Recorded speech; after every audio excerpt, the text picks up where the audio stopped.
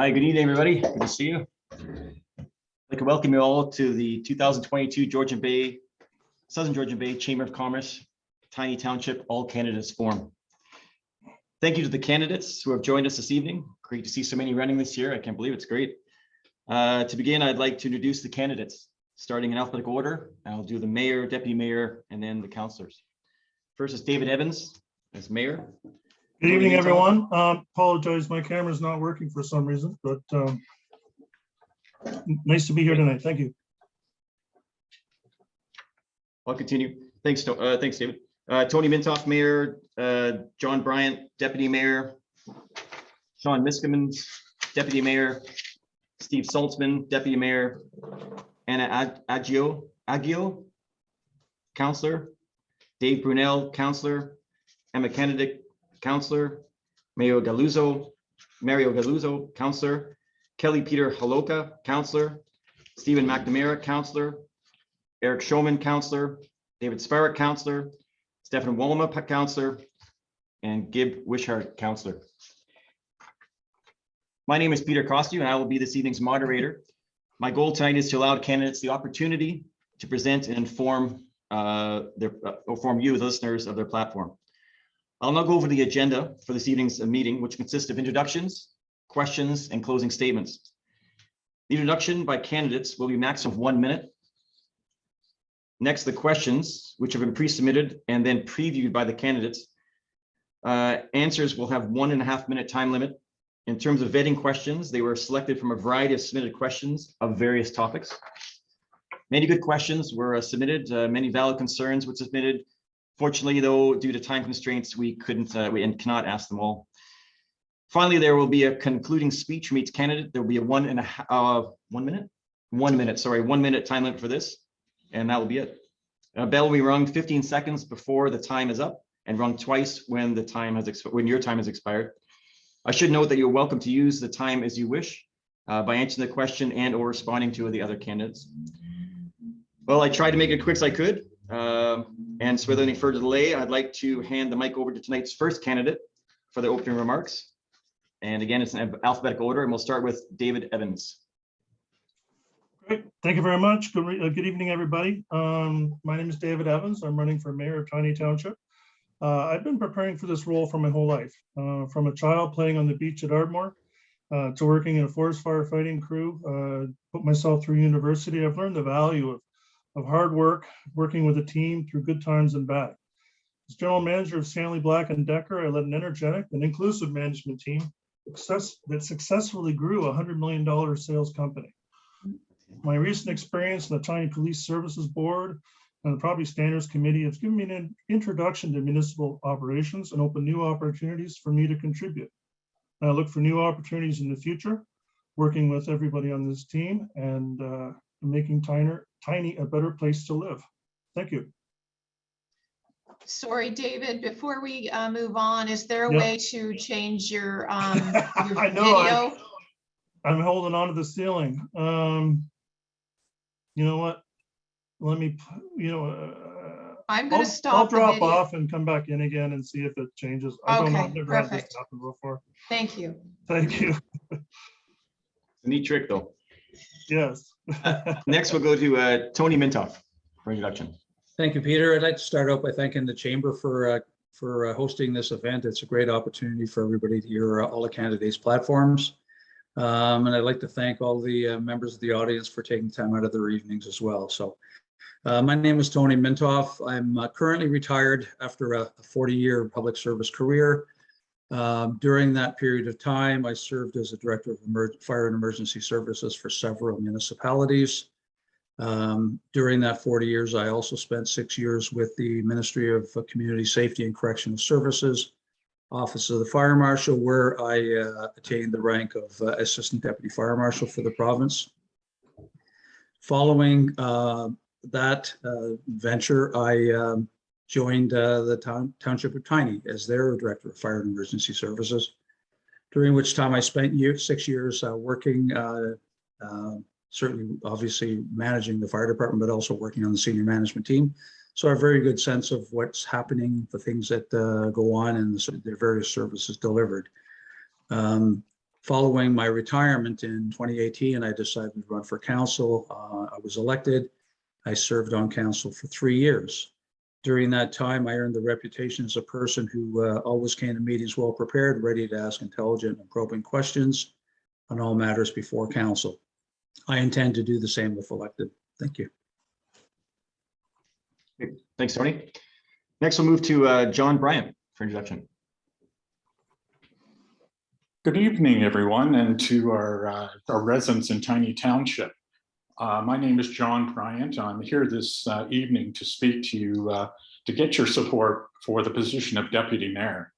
I'm a full-time resident of Tiny Township, and I have 35 years plus in municipal government and a strong record of public service. This work has included a wide range of projects from designing and construction public spaces, developing policies to protect the natural environment, and budget development for multi-million-dollar municipal park and waterfront projects. After a former councillor vacated his position last November, I was selected to replace him. So I've been on council for the past year, and I think I've achieved a lot on a short time and have been a really good team player in addressing issues and got up to speed very quickly. Some of these things I've achieved was approving the capital budget to ensure we have a high level of service while minimizing taxes. I initiated a motion to improve the protection of heritage structures.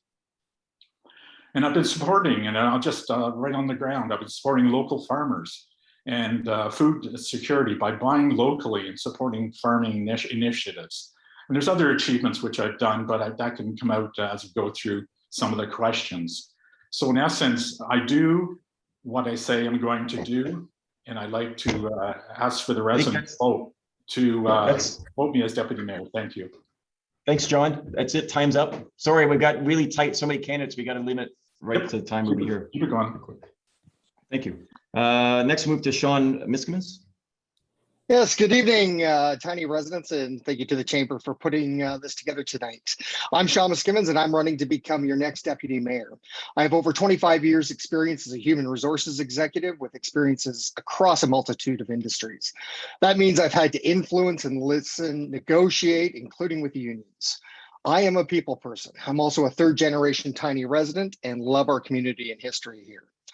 I'm someone who believes in action over platitudes. I listen, and I've been actively visiting the community, literally knocking on doors.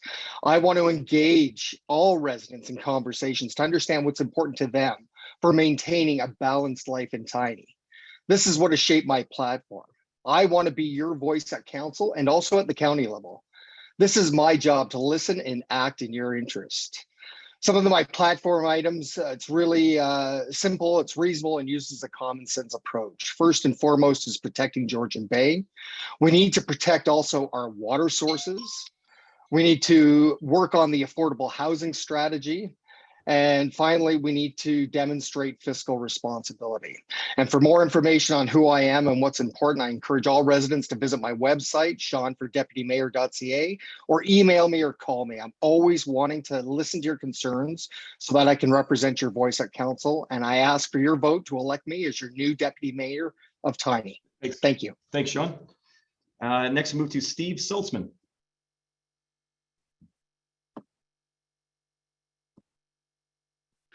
Unmute. Hi. Good evening, everybody. My name is Steve Saltzman, and I am running for the position of Deputy Mayor in the Township of Tiny. Brief history on my background. I do come from a family of longstanding politicians. I studied political science at the University of Windsor, and I have been a civil litigation law clerk for a period of almost 10 years. Relocating to Toronto in the early 2000s, I became a service and operations manager for a number of large luxury car dealerships, groups such as Infinity of Yorkville, Downtown Fine Cars, and Pfaff Porsche.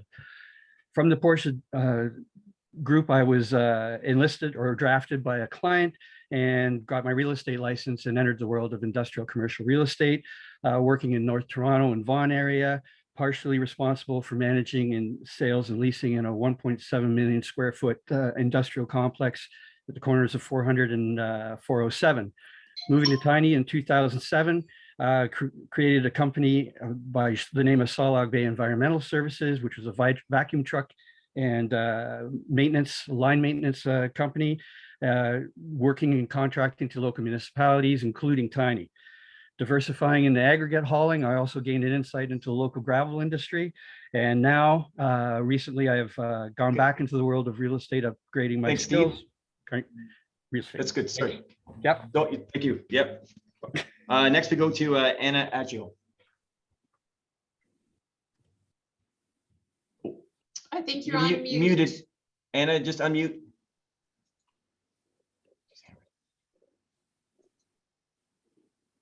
Anna, you're on mute.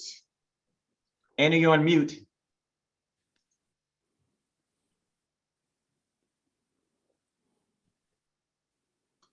Still on mute.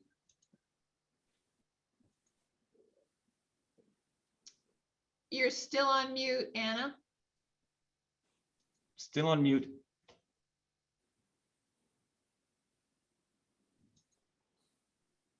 That was the problem. Okay. There we go. It's good. Yeah, I'd like to be that way because I have so many people I know and everything I do. Well, let me tell you something. I've been in mining. I've been in Nevada. I've traveled throughout U.S. and everything. I know about environmental science. I've got that university, not the degree. I'm shorts of a. I'm going to tell honest, but I love Tiny. And what I want to protect is the water.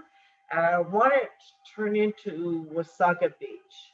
And my concern is with the short-term rentals and all this hoochah going on.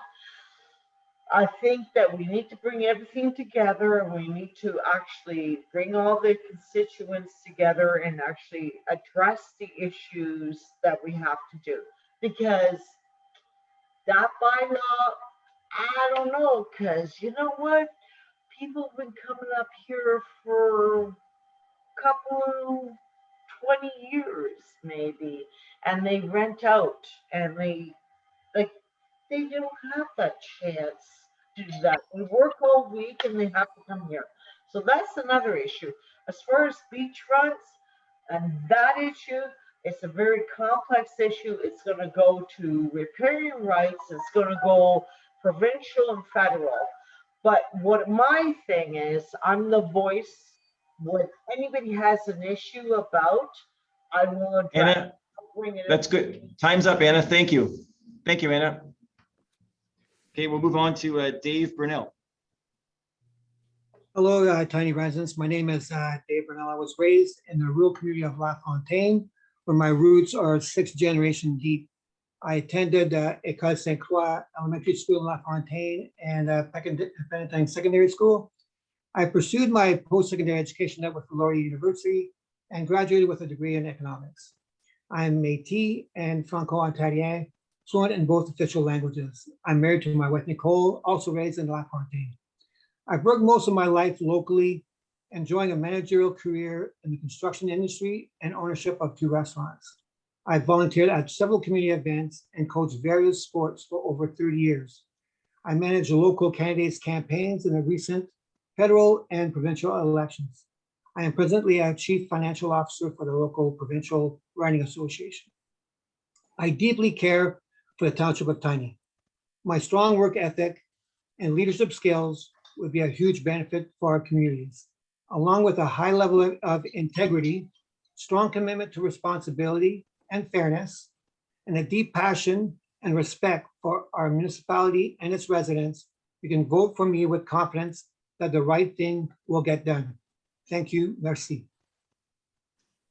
Thank you, Dave. And next we'll move to Emma.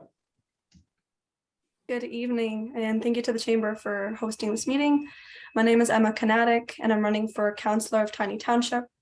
I appreciate each of you for taking the time out of your day to get to know me and all the other candidates that are here introducing themselves. For those of you who don't know me yet, I would like to give you a bit of background. So I studied political science at the University of Guelph, and I've spent the last 5 years working to encourage sustainable economic development efforts in the region on the board for the Economic Development Corporation of North Simcoe. during which time, as director, I cooperated on numerous projects in the areas of tourism, housing, agriculture, and business development, which all allowed me to gain a broad perspective of Tiny and the 4 municipalities, their local economies, policy frameworks, and their governance structures. Like all townships, I think we have our fair share of difficulties and disagreements, but unlike the other councillors running, I think my primary focus is going to be improving transparency, communication, and participation so that we can continue to build a strong and sustainable future here. Thank you. Thanks, Emma. Next will be Mario Galuzzo. Hi, can everybody hear me? Absolutely. I'd like to, first off, my name is Mario Galuzzo, and I would like to thank everybody for taking the time to hear our perspectives on this evening. I've been a resident of Tiny Township for over 30 years. During that time, I've witnessed a lot of division that has come out of major issues within the township. During my time in Tiny Township, I've been part of several groups, Save the Beaches, Tiny Residents Working Together, and Business Association of Palm Beach. My major platforms that I have, and I don't want to go into a long thing because we have a limited amount of time, are the beach issue. We want to get this issue resolved. We want to ensure the rights of everyone to use the beach, both historical and deeded. My second platform is for short-term rentals. This bylaw is, as far as I can see, is a work in progress, but it's very slanted at this point. I want to be able to address this so that we can utilize it to bring the community back together. See, these are two of the major issues that have divided this township. It's pitted neighbor against neighbor, front against back, and that's not the councils are supposed to be doing. They're supposed to be working to bring unity to our communities, prosperity, because my third platform is economic development, trying to bring back a commercial tax base we lost over 30 years ago due to restructuring. Thank you, Mario. Unfortunately, that's it. Those for are the time. three of my Sorry. major areas. My fourth one is protecting the water table. This has become an Mario. issue, which I find The minute's up, amazing that it's even becoming an issue. Commercial for and we can't mute him. There we go. Thanks, sorry, Mario. The minute's up. Next, we're going to go to Kelly Peter Holoka.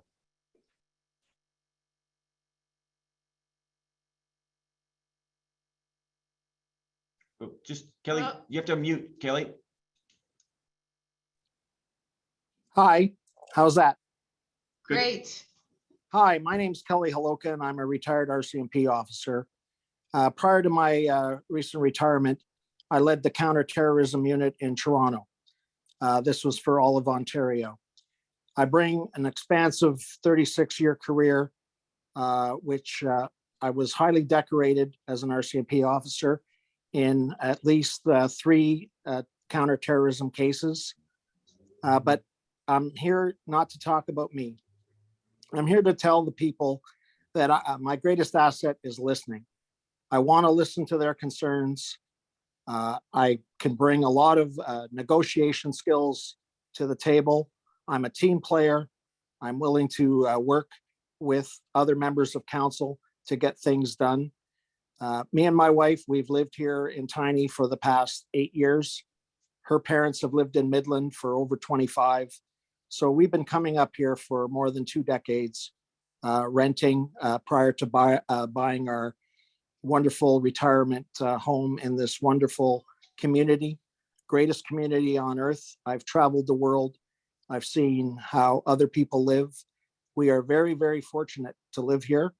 And my main goals are to protect our water, our environment, our beaches, and our neighborhoods. Thank you. Thank you, Kelly. Next, we're going to go to Stephen McNamara. Hello, everyone, and thank you to the Chamber for having this and everyone who's logged in today. I'm Stephen McNamara, and I'm running for council.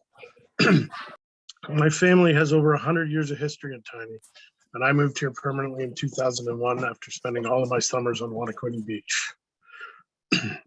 Over the past few years, and after many discussions with family, friends, and neighbors, customers, and business owners, I realized that many of us didn't like some of the recent decisions and direction that council was taking. I feel that I can bring a fresh perspective to council and represent everyone in Tiny Township. Thank you. Thanks, Stephen. And next we go to Eric Showman. Good evening, and thanks to the Chamber for organizing this, and thanks to all the voters for showing up. An informed electorate makes for a healthy democracy. Yeah, my name is Eric Showman, and I'm running for the position of councillor on a platform that is largely ecologically focused. I moved to Tiny permanently in 2017, and I teach at the Faculty of Communication, Art and Design at Seneca College. I'm hoping to be able to, given the chance, to apply people-centered leadership. And what that means is that those most impacted by decisions are present at the decision-making process. I hope that in this way we will be able to facilitate community building and bring together some of those divisions that have already been mentioned by other candidates. Issues such as managing short-term rentals and beach access. There's certainly more to say, but given the time constraints, I'd encourage you to check out the website, ericshowman.ca, and it's possible for you to contact me there. Thank you very much. Thank you, Eric. And next we'll go to David Spark. Hello, my name is David Spark, and I'm running for Tiny Councillor. Thank you to the Chamber for inviting us. I was inspired to run for council because I'm passionate about Tiny Township, and I believe I can help foster a solutions-based approach that will address the many issues that are facing Tiny taxpayers. I've been in Tiny Township basically my whole life, 60 years, from early childhood to present day. My grandparents owned a cottage in Canal. I purchased a cottage 30 years ago on Ardmore, and I'm currently been 16 years at Wanakawanian Beach on the waterfront at my great-grandmother's cottage. I'm a retired police officer, serving first with Peel Regional Police for 16 years and then serving with Ontario Provincial Police for 17 years. I believe that my 33 years experience as a police officer will be beneficial for solving problems and resolving conflicts. My policing career gave me countless opportunities to work on conflict resolution. I'm able to look at both sides of a problem situation and understand both points of view, and then work together to create positive solutions based on fairness and integrity. Thank you. Thanks, David. And next we go to Stefan Walma. Thank you very much. Thank you to the Chamber, and thank you to our fellow candidates. It takes a lot of courage putting your name forward. Kudos to all of you. My name is Stefan Walma. I'm running for councillor. I've lived in Tiny since 2012, grew up in Penetanguishene, went to school at PSS.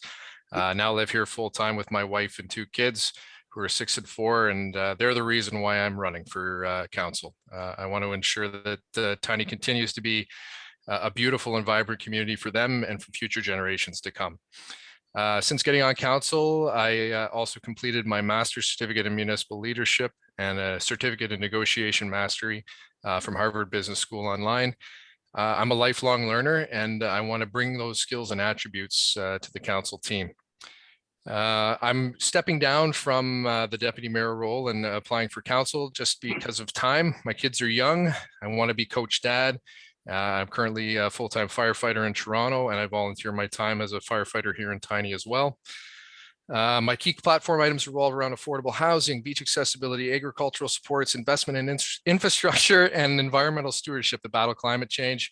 A short amount of time, so I'll just say I'm asking for your support, and I look forward to working with everybody at the table. Thank you very much. Thanks, Evan. And finally, Gib Wishart. Good evening. Thank you to the Chamber for giving us this opportunity. My name is Gib Wishart. I am running for re-election as councillor.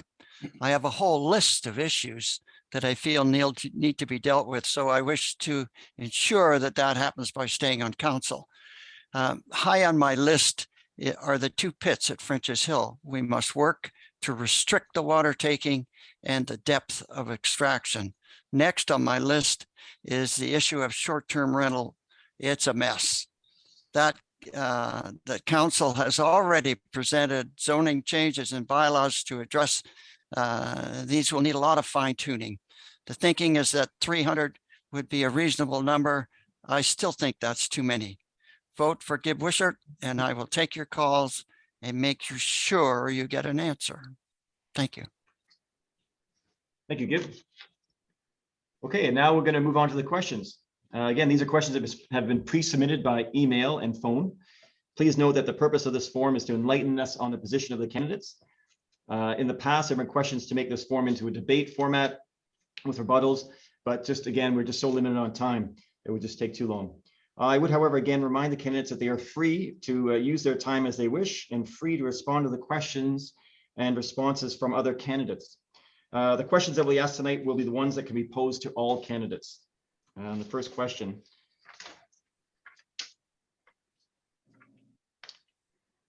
Tiny's crest includes a fleur-de-lis to represent the Francophone community in the area. How will you support this community, which has to fight to maintain its culture, and would you be willing to learn the language if elected? What I'll do is I'll just take the top name and move it to the bottom and it'll roll down. So we'll start with Tony Mintoff. Thank you, Peter. One way to support the preservation of the French culture is to work with their organizations to seek out and secure provincial and federal grants. Our staff have been very successful in finding and securing similar grants, and they would be able to lend their support. Also, the Ontario Arts Council provides grants to promote Francophone artists as well. Another way is to ensure that the existing North Simcoe Cultural Alliance initiatives are properly funded and that they are empowered to fulfill their goals and objectives while working closely with representatives from the groups. We must remember that prior to French settlement, however, in our area, they were preceded by the Indigenous communities who need to be equally recognized and nurtured. We need to listen to and understand their needs and ideas in order to support their rich history and culture. We also need to provide staff that can communicate in French, as we are officially a bilingual community, in order to improve customer service. Providing documents in both languages where practicable would be also helpful. And yes, I'd be willing to learn French, but based on my high school French marks, it could be quite a work in progress. Thank you. Great. Thanks, Tony. Next, we'll go to John Bryant, and I'll just repeat some of the question. How will you support this community, which has to fight to maintain its culture, and would you be willing to learn the language if elected? Thank you for that question. I'm happy to see that there is a Franco, and now I just learned Métis Ontarian running for council in this election. This will certainly promote diversity and representation in the decision-making process. So, bon chance, mon ami. I've studied French language, and my wife has been taking French lessons for several years. And of course, I'm willing to pursue additional French lessons if it will improve my skill level with my residents. The Franco-Ontarian communities in Tiny had a rich and diverse diversity to the beautiful township of Tiny. And I have attended and would promote festivals like Le Champagne de l'Eau and the raising of the Franco-Ontarian flag ceremonies and any other initiatives that I can help support these cultural events. When approving the capital budget, I will ensure that communities like La Fontaine get their fair share of capital development and levels of service. Franco-Ontarians have been prominent in the history and development of Tiny Township, and I strongly believe these need to be recognized and celebrated. Thank you. Thank you, John. Next, we'll go to Sean, and we'll again repeat. How will you support this community, which has to fight to maintain its culture, and would you be willing to learn the language if elected? Merci. La communauté francophone est la fondatrice de Tiny. Nous ne pouvons pas oublier cela. J'aime le fait qu'il est une communauté bilingue et ça me rentre ici un peu le français dans notre culture. Pour ce, la région de la Fontaine, vous remarquez que mes affiches sont en français car je respecte et apprécie la culture de notre région. Quand j'étais jeune, j'ai fréquenté le camp de jour à Perkinsfield pendant de nombreuses années et la plupart des enfants étaient francophones, ce qui m'a donné la chance de vivre une immersion française. Nous devons garder cela vivant dans notre communauté et je serai heureux de soutenir cela. Je me tourne vers la communauté pour me dire comment je peux le mieux soutenir cela en tant que votre maire adjoint. En ce qui concerne l'apprentissage de français, j'aimerais devenir complètement bilingue. Je comprends le français s'il est parlé lentement, c'est dépend. Je ne suis pas vraiment capable de répondre en français. Je parle comme un enfant de 12 ans. Une partie de cela pourrait avoir rapport avec la confiance en soi. Cependant, vous remarquez que je peux lire et parler le français lorsqu'il est écrit pour moi. Si quelqu'un veut me donner les leçons pour que je puisse parler bien Okay, en merci, français. Sean. Merci. Great, très bien. Next we go to Steve Saltzman. Again, how will you support this community which has to fight to maintain its culture? And would you be willing to learn the language if elected? Thank you. The Francophone community obviously has deep roots in this area dating back to the days of the Jesuits and earlier. And locally, we need to partner with our French brethren in preserving, promoting, and enhancing their rich cultural heritage. I'm not sure right now if the township currently financially contributes to events culturally like this Festival de Loup, but perhaps we need to explore the possibility of creating additional cultural events. And Tiny should look into drawing upon special Francophone grants available through organizations such as the Ontario Arts Council for providing scholarships and funding support for the visual, musical, and performing arts community. Having said that, we must also equally acknowledge and promote, support our local Indigenous culture as well, as it too plays an important role and integral role in our shared history. As far as my personal journey, I'm already enrolled in my own French immersion program at home, as both of my daughters were intentionally enrolled in the French public school system to learn about the local culture once we were as being raised here. And my wife, Nicole, has attended the Toronto French School. I know that Leclerc de Bay offers basic and conversational language lessons that I am going to investigate. Thanks. Thanks, Steve. Then we'll go to Anna Agio. How will you support this community which has to fight to maintain its culture? And would you be willing to learn the language if elected? Don't forget to unmute. You have to unmute. Sorry about that. I'm like first generation Italian, so I'm Italian. I can talk fluent Italian. I took French in school, but I really like to hold that European language and keep it going here, because if it's lost, it's gone. So I appreciate the French. Actually, my brother Frank married a French lady from Montreal, and he learned French because she taught her how to do it on TV. And he lives in Florida, and I really appreciate the language and all that. Do I know French? Not as good as you, Sean, but I do know it, because it's also like that language that you can pick up things. How would I keep it that way? I would like to keep it that way, and you have to keep that generic languages happening here and keep it that way. Well, that's what you have to do. That's what it is. It's French or Indian, and that's what it is. This area is like that. It's French Canadian and Indian, and we have to keep it that way. How is my French? Not as good as yours, Sean, but that's why you should be deputy mayor, and everybody should vote for you. I could probably get around it because I have European, like a European language, but how can we do that? We will hold up, like, all the. Thanks, Anna. Thank you. Next we'll go to Dave Burnell. Again, how will you support this community which has to fight to maintain its culture? And would you be willing to learn the language if elected? Thank you. We need to highly promote the history and culture of our Francophone community by supporting events and organizations such as la Festival de Loup, la Meute Culturelle, et la Clé de la Baie. This is not only for the benefit of the visitors that would experience the local French culture, but also for the benefit of the residents who care about being part of the effort to keep and maintain the French language and traditions. The reason why I'm running for councillor is to ensure good common sense and fiscal stewardship in our local government.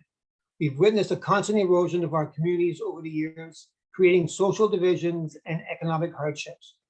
As a born and raised local from LaFontaine, I felt the need to restore values that my ancestors and first families established in the 1850s that have made Tiny such a wonderful place to live, rest, work, and play. I felt it was also important that, and a natural thing to do, to have my signs in both official languages, as this municipality has a strong Francophone background. I'd like to see more community involvement at the school in LaFontaine with sports and cultural events and activities. J'espère d'être votre représentant comme conseiller pour le canton de Tiny. Renforçons nos communautés. Merci. Thank you, Dave. And next we'll go to Emma Kenedick. Thank you, And I'll Peter. repeat the question. How will you support this community, which has to fight to maintain its culture? And would you be willing to learn the language if elected? Thank you. As someone who's pursuing a career in politics, I think that learning French is incredibly valuable. I do support the Francophone community, and I do look forward to continuing to improve on my French speaking abilities.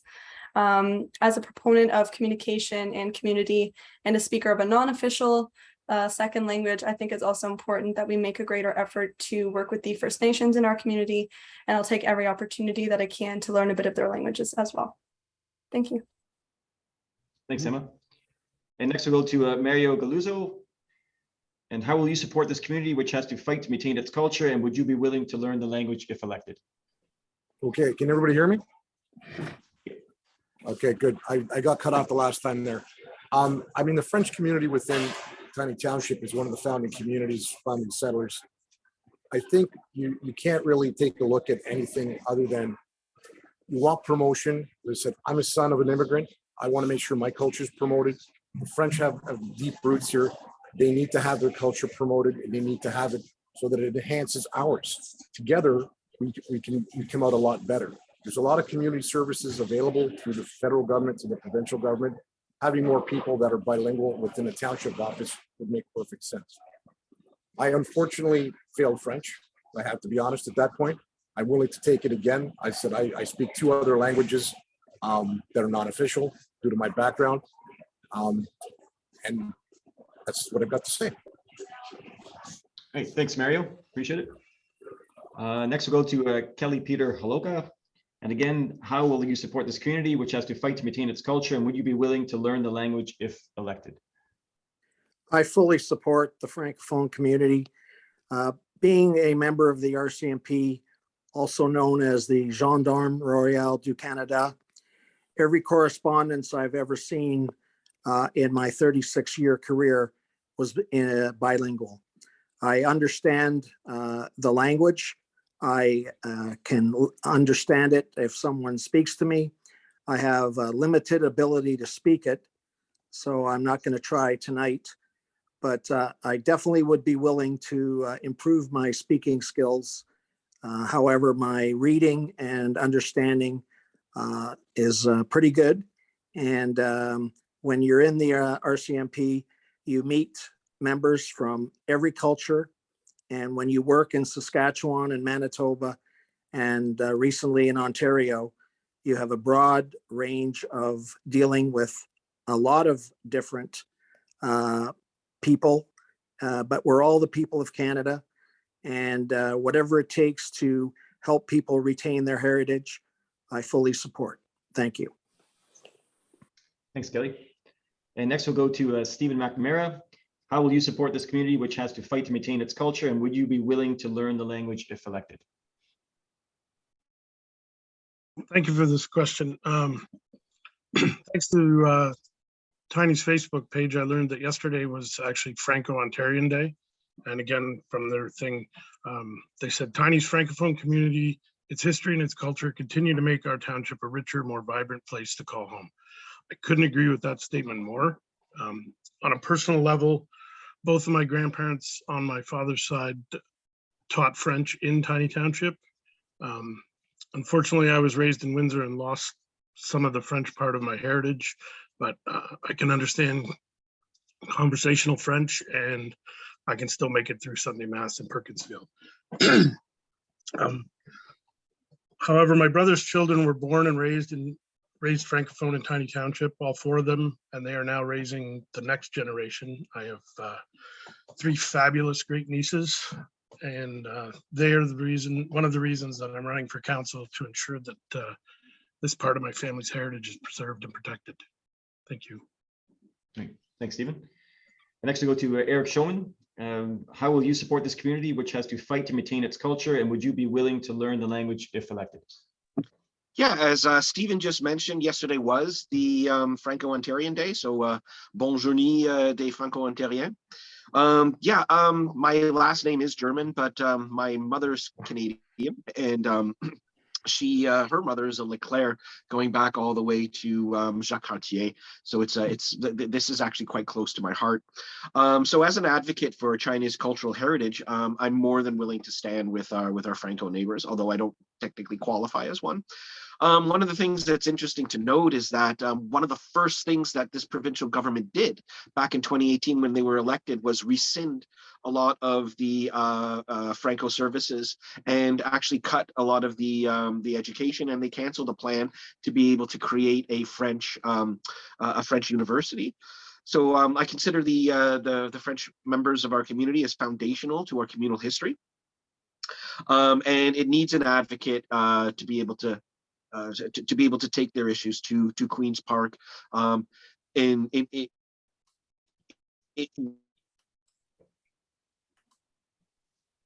Sorry about that. But as for learning French, I would definitely need to dust off a bunch of my skills. But the most important thing would be to be able to, improve in that way. I have supported and promoted the Festival de Loup recently, and have dived into some of the history of the Franco population here in Tiny. And it's important to me. So thank you very much. Thanks, Eric. Next we'll move to David Spark. How will you support this community, which has to fight to maintain its culture, and would you be willing to learn the language if elected? Yes, thanks for the question. I support the large Francophone community in Tiny Township, and I'm willing to do my best to learn French. My daughter worked for the government in Ottawa, and she recently learned French and is now fully bilingual. I've been working for the last year with Duolingo at my attempt at French. It's a slow and steady progress. I will ensure in the meantime that I am able to communicate with the Francophone community to address their concerns. And I believe that the township should provide French bilingual staffing as well to facilitate open communication for the taxpayers of Tiny. And I will support all festivities and programs put forth by the Francophone community and try and assist in any of those regards. Thank you. Thanks, David. And now we'll go to Stefan Walma. And how will you support this community, which has to fight to maintain its culture? And would you be willing to learn the language if elected? Thank you very much. And Stefan is the Dutch Stefan, not the French Stefan, unfortunately. This multifaceted approach already heard support to the province and the feds to secure grants. We've done this in the past for Champlain 400, big North Simcoe celebration, where the Township of Tiny administered the Trillium grant that was used to fund the event. This is something that we absolutely need to continue, including bilingualism as an asset on all jobs that we post is another component. Continue to invest in the Cultural Alliance to support all cultural initiatives within the region, and to continue to foster the strong partnerships that we do have with La Fontaine and the Festival de Loup. We provide lots of in-kind contributions from the municipality to support the festival, and 100% support continued working with the LA community on that. Je n'ai pas le don de langue, which means that I do not possess the gift of tongues. While I respect the culture and the language, I don't think that I would invest my time in learning the language. I respect it, but I believe that my time would be better invested in educating myself on mediation skills, budgeting, other assets that would benefit the municipality. So thank you very much. Thanks, Stefan. And then we have Gib Wishart. How will you support this community which has to fight to maintain its culture? And would you be willing to learn the language if elected? I recognize the French as a founding community in Tiny. And it's interesting, my wife and I always attend Festival de Lou, Franco-Ontario flag event, and we're often approached by people whose first language is French. And yet they always speak to us in English, and they are not offended, and they realize that we're not French speaking. I have very limited ability in conversational French, and I actually have more indigenous blood in me than French. But as Stefan has pointed out, from a council standpoint, I will do everything I can to encourage council to support everything that they do, including the recognition of the special house that where the fellow shot the wolf. So there you have it. I am not French speaking, and I will stumble badly with French. Thanks, Gib. Finally, we have David Evans. How will you support this community which has to fight to maintain its culture? And would you be willing to learn the language if elected? Great, thank you. The history of the French Canadian community in Tiny, like some of you already mentioned, is rich and long, from the first mass in 1815 up on concession 15 to the present. The French language and culture has been a vital part of our unique community. And that just a quick fact is of 2010, 10% of the residents in Tiny identified as primary French speakers. But I think we also have to keep in mind too that there's as you probably all know, there's an awful lot of Pilons, De Rochers, L'Esperances, all over our community, and third and fourth generation that still identify, albeit they don't speak the language, as part of that culture. So I think we have to look at it from a language perspective and a heritage perspective as well. C'est faire partie de notre patrimoine is a phrase that's used in French in Quebec to try and explain what the culture is and what it really means and how deep it is to their community and how important it is. I think this is something that we have to support, and we see this in our friends and family as well. Festivals, I'm getting out of time. Festival de Lou, Franco-Ontario Day, frankly, was not recognized by current council, which I would rectify next year. And it would do everything to help new festivals and opportunities to promote their culture in the upcoming term. Thank you. Thank you, David. And that's it for the first question. Now we move on to the second question. I think it's fairly contentious these days. Do you feel that the new short-term rental licensing program and the $1,500 application fee should be more substantial to better qualify renters? And we'll start now with John Bryant.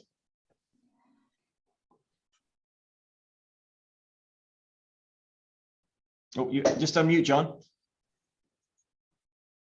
Sorry about that. Thank you for that question. And I don't generally associate how much you charge for a service to the quality of person you get. But at this time, no. I think the application fee is based on a targeted number of SDRs that are in operation. And so the goal is to try to recover from the SDR fees to cover the fees for the township's administrative costs, so that there be zero cost to the taxpayer. I think a higher fee would simply be just passed on to the renters, which may deter some young families from visiting Tiny. And I think that would be a shame. There's a lot of much work and thought has gone into the STR licensing program by the steering committee, by administration, by council, and the public. So I think we have to work that plan. The issue was very polarized and required a lot of patience on all parties. I was part of that process with the current council, so I understand its complexities. But now that we have achieved the SDR program, we need to evaluate its effectiveness as the program is fully implemented. So in the future, as we get more experience, we can fine tune that document and we'll be able to gain experience with what works and what does not work. So It's a work in progress and a lot of work yet to do, but I think we're on the right track. Thank you. Okay, thank you, John. Next, we'll move to Sean Miskimins. Do you feel the new short-term rental licensing program and the $1,500 application fee should be more substantial to better qualify renters? Yes, thank you. So I think the STR licensing program is a good start. I remain and am completely open to discussing the issues with all sides of the STR problem. And quite frankly, I'd like to form a committee with representatives from all sides of the issues. And there's many different sides and different representatives that I think would be part of this. And I put the challenge out to the community. If anybody wishes to join this committee, they need to be willing to engage in discussion in a respectful manner. Ultimately with the goal of coming to a solution that works for the entire community. Anyone who joins this should absolutely go in with eyes wide open, as they're likely to take some abuse from the public who do not agree with their position, because this is so polarizing. And these types of incidents and behaviors unfortunately occurred during the mayor's short-term task force. And we've got to make sure that we listen to the entire community and serve the community. And if there is any verbal abuse, of course, it's unacceptable in my opinion. We need to come together to create a reasonable solution that works for all. Thank you. Thanks, Sean. Next, we move to Steve Saltzman. Do you feel that new short-term rental licensing program and the $1,500 application fee should be more substantial to better qualify renters? Thanks for the question. Well, the STR licensing program is beyond insufficient. It is irrelevant, because short-term rentals are not a permitted use of land in residential zones in the Township of Tiny. Never have been, and it is clearly stated in Tiny zoning bylaws 06001, if a use is not specifically listed as permitted in a zone, then it is not permitted. That's a full stop.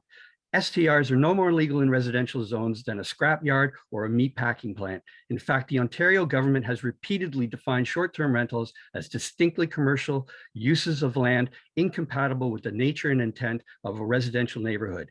Even bed and breakfast establishments, which have the added layer of occupancy limits and owners who are on site, are restricted to commercial zones locally because of the potential for increase of nuisances arising from increased traffic, noise, and parking. To restrict the numbers and locations of supervised short-term accommodation while allowing the proliferation of unsupervised operations with no control over location or densities simply makes no sense. Tiny needs to enforce the existing bylaw, which, by the way, will not expose the municipality to massive litigation, as one cannot seek damages monetarily or otherwise for being directed to conform with the law. With the possibility of upwards of 1,300 anticipated license applications, not the 399 as claimed by council, the proposed program will facilitate the destruction of the social fabric of our community. Time to appeal this decision is fast running out. Thank you. Thank you, Steve. And next we'll go to Anna Aggio. Do you feel that new short-term rental licensing program and the $1,500 application fee should be more substantial to better qualify renters? Oh, don't forget to unmute, Anna. Sorry. Yes. No. Because it's going to happen anyways. It's been going on for a long time. What do you think after they do the $1,500 for the 300 licenses that people are not going to rent out every weekend? It's going to happen anyways. And plus, we don't have the policing or the funding for Tiny Township to actually facilitate the 300 licenses. Where's the money coming from? We're broke. We're broke. Like, really, $1,500 bucks? Oh, we gotta go pay for the electrician, we gotta go pay for the HVAC and everything. So a Tiny Township is gonna make 50 bucks, 100 bucks for out of 450,000. Yes, it will be an economical thing for the community, but who's gonna police it? We don't have the enforcement for that. It's just gonna be the same. I actually don't know. I actually don't know. I'm not opposed to it. I like it, but it's not facilitated properly. And that's what I'm thinking about the enforcement, because we don't have the funds to enforce this. I mean, you have to get Otherwise, we're gonna be snitching on neighbors. Oh, that guy's got that. That guy's got that. No, we're not gonna turn this into that. Come on, let's do this. Bring the community in. Bring all our issues in together, and let's solve it. A bylaw. That bylaw is just not gonna work out. We have to amend it, and then we have to bring the community in. Thank you, Anna. Great, thank you. Next we go to Dave Brunel. Do you feel that new short-term rental license program and the $1,500 application fee should be more substantial to better qualify renters? Increasing the application fee will not better the chances to qualify renters. What is needed to do is strictly enforce the bylaw on STR operators that are violating these bylaws that are now in place. Tiny is experiencing an increase of ghost hotels, which are short-term rentals that are purpose-built or purchase houses which are not occupied by the owner and act as high turnover accommodation. I feel that the current council has made a good first step with the introduction of a comprehensive bylaw dealing with STRs. STRs are here no matter if we like them or not. With several requirements in the bylaw, including one that states a licensee shall only be individuals, not a corporation. And secondly, to designate a responsible person who can be contacted within 30 minutes and respond on site within 60 minutes, it should eliminate ghost hotels. Short-term rentals have contributed to the affordable housing crisis more than most people realize, squeezing the limited housing supply, therefore sending rents and houses prices skyrocketing. Often it's property investment companies seeking to profit from STRs that spark the bidding wars, making it very difficult for most young families to purchase a home. We need to limit the STRs. 300 is too many. I would be in favor of having the beach associations, who are more likely to know who are the bad STR operators, be part of the vetting process when granting the annual permits. Thank you. Thanks, Dave. Next we'll move to Emma. Do you feel that new short-term rental license program and the $1,500 application fee should be more substantial to better qualify renters? Thank you. So this question asks how I feel about the short-term rental licensing program and the licensing fee, but my focus is on our community and their best interests rather than my own feelings. And with that in mind, I think it's important that we ask the right questions. So I pose two questions.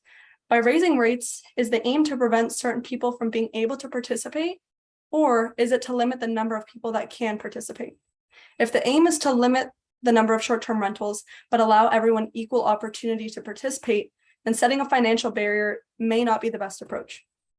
A financial threshold in and of itself does not limit the number of STRs, but it does limit who may be able to participate. I think we have to be really careful and thoughtful in our approach around this program. I did my research, and one example is that some other municipalities have implemented a lottery, which ensures that there is no preferential treatment given to people based on their finances, but it does in and of itself limit the number of licenses that are available. So we need to improve our communication to ensure that we're asking the right questions. We need greater transparency around what questions we are asking and how we come up with those solutions. And we need to ensure that we have participation from the community in each part of the process. Thank you. Thanks, Emma. Next we'll go to Mario. The question is, do you feel that new short-term rental licensing program and the $1,500 application fee should be more substantial to better qualify renters? Hi, everybody. Sorry I got cut off before. The STR issue, I take a look at this from a very different perspective. We have two different types of things that the bylaws going after, although it's lumping them together. We have traditional accommodation providers.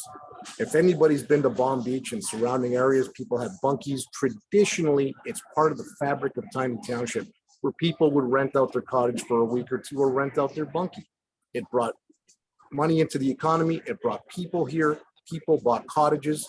It gave everybody a good view or an opportunity to enjoy Tiny Township. What I'm taking offense with a lot of these things right now is STR in itself, that denotation is, to me, is like a disease. If the objective of the bylaw, which is now in place and it needs to be worked on, but if the objective of the bylaw is to eradicate the bad ones, then why is it painting everybody with the same brush? You have good operators, and strangely enough, when I take a look at the bylaw and some facts that came out of one of our meetings was, did anybody bother taking a look at the bylaw reports? They found out less than 3% of all bylaw complaints were related to STR. To enact a bylaw to protect the community when the incident rate is so low doesn't make a lot of sense. But here's what a lot of the STR owners have no issue with. They have no issue with licensing. There is none whatsoever. But we have to take a look and work on that bylaw to ensure that it's fair for everybody. And I'd like to see a committee set up and somebody go through it and actually work on this to make it better for everybody. Every issue we run into in this township is about divisiveness, and we have to start working on solutions to make these communities unified. Thank you, Mario. Thank you. Next is Kelly. Do you feel that that new short-term rental licensing program and the $1,500 application fee should be more substantial to better qualify renters? I don't think the fee has anything to do with it. What you have here, and this is what I found since I moved up here 8 years ago, is you have bad behavior and you don't reward bad behavior, but you don't punish good behavior. And that is the problem.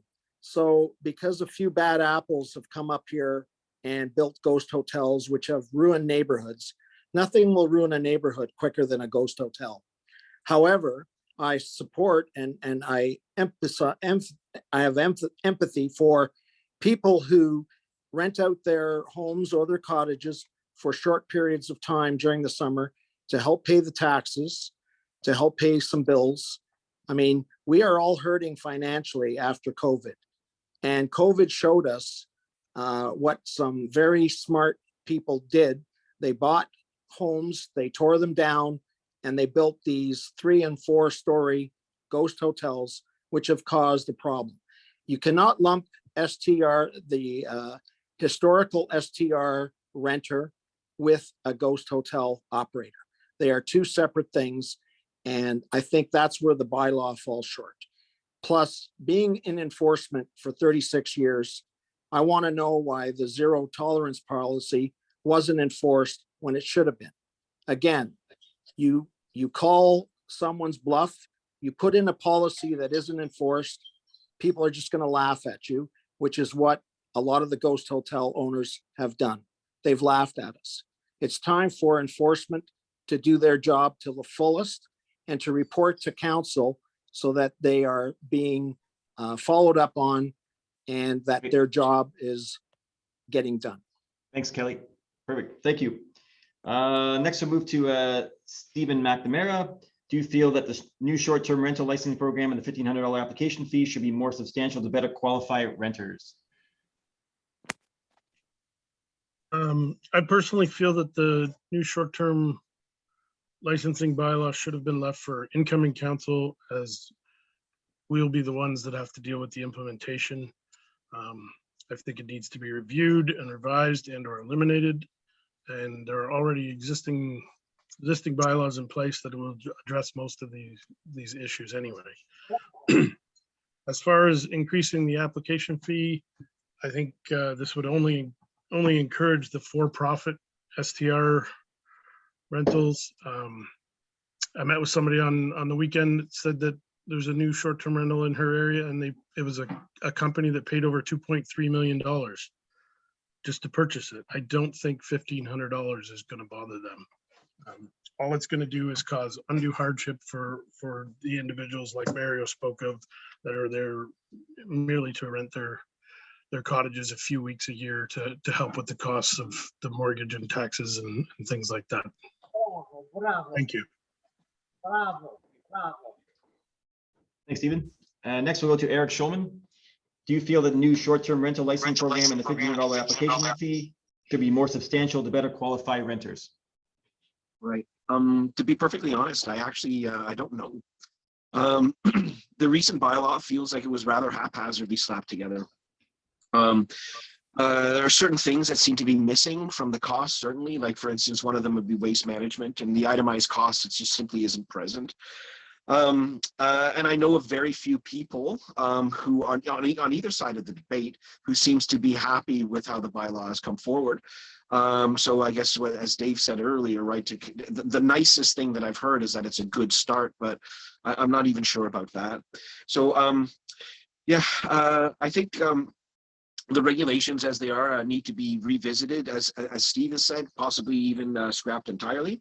But as I stated earlier, I would like to be able to, like any new position, or if we return to an older position, like with existing bylaws, as was mentioned by Gib, that to make sure that, again, that the people-centered leadership that I'm advocating for is the idea that those most impacted by the decisions are there to help make the decisions. I appreciate that there's, that people have invested a lot of money into this and they're about to lose their shirts if things go forward in certain ways. So yeah, it is a mess, but ideally the idea of being able to have the individuals at the table to be able to make their voices heard, to provide feedback, and the consultation that just didn't happen at the initial bylaw that was created on the fly. Thank you. Thanks, Eric. Next to David Spark. Do you feel that the new short-term rental licensing program and the $1,500 application fee should be more substantial to better qualify renters? Oh, David, you're mute. David, gonna mute. Sorry about that. No, I don't feel that the fee has any relevance. I believe that the licensing fee amount is not the solution to the problem. I believe that the more appropriate solution to the problem is to aggressively enforce the bylaw that's in place, prohibiting commercial operations in residential zones. The municipal board has determined 100% of the time in its rulings that a short-term rental operation is a commercial use in a residential zone. That's quite clear. Let's make no mistake about this. Short-term rentals are a money-making enterprise. That's all there is to it. They don't belong in residential areas as far as I'm concerned under our current bylaws. I don't want a Wasaga here in tiny beaches. And as far as comments made about eight complaints logged with bylaw, check with Ontario Provincial Police for realistic numbers, because unfortunately Ontario Provincial Police, the detachment up there, they're the ones that respond to complaints after hours, and there's lots of them because bylaws nowhere around at 2 a.m. when these parties explode onto the beach and neighbors are complaining. So I think the other comment that I wanted to make a quick comment on was renting for 2 weeks cottage to pay the taxes up there. That doesn't even apply under the short-term rental situation. That's still classed as residential. Those would be my comments. Thank you. Thanks, David. Next, we'll move to Stefan Walma. Do you feel that the new short-term rental licensing program and the $1,500 application fee should be more substantial to better qualify renters? So I could probably talk about this for an hour. A lot of work, a lot of time was invested by a lot of people. That included council, staff, short-term rental bylaw, the public. I've heard from more people on this topic than anything else except for maybe Sunday gun hunting. I think this comes down to intent. Every council member had a different reason or rationale for how they proceeded. Mine was specifically about affordable housing and the negative effect that short-term rentals have on the affordable housing market. We looked at other areas. Oro-Medonte lost the case where they appealed to the Ontario Land Tribunal that it was illegal use. They lost. They have nothing, and we need to do that. We know what's happened elsewhere, and now we're dealing with it accordingly to best practices that have been recommended by our legal team. The $1,500 is cost recovery, as other members have mentioned. And over the course of a year, we'll take a look at that $1,500 and it be adjusted to make sure that to the taxpayer, the system is funded completely by the licensing fee. We ensure responsible ownership by enforcing making sure that people comply with the inspections, enforcing the demerit system where people can lose their license, and third-party tracking. That's through Granicus. The other part to me about this was life safety. You look at some of the rentals that people had on the market, they'd clearly never had any kind of inspections. They don't necessarily have adequate fire protection services. And I think that's wrong.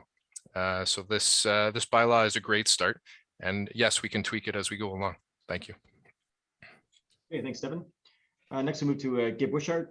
Do you feel this new short-term rental license program and the $1,500 application fee should be more substantial to better qualify renters?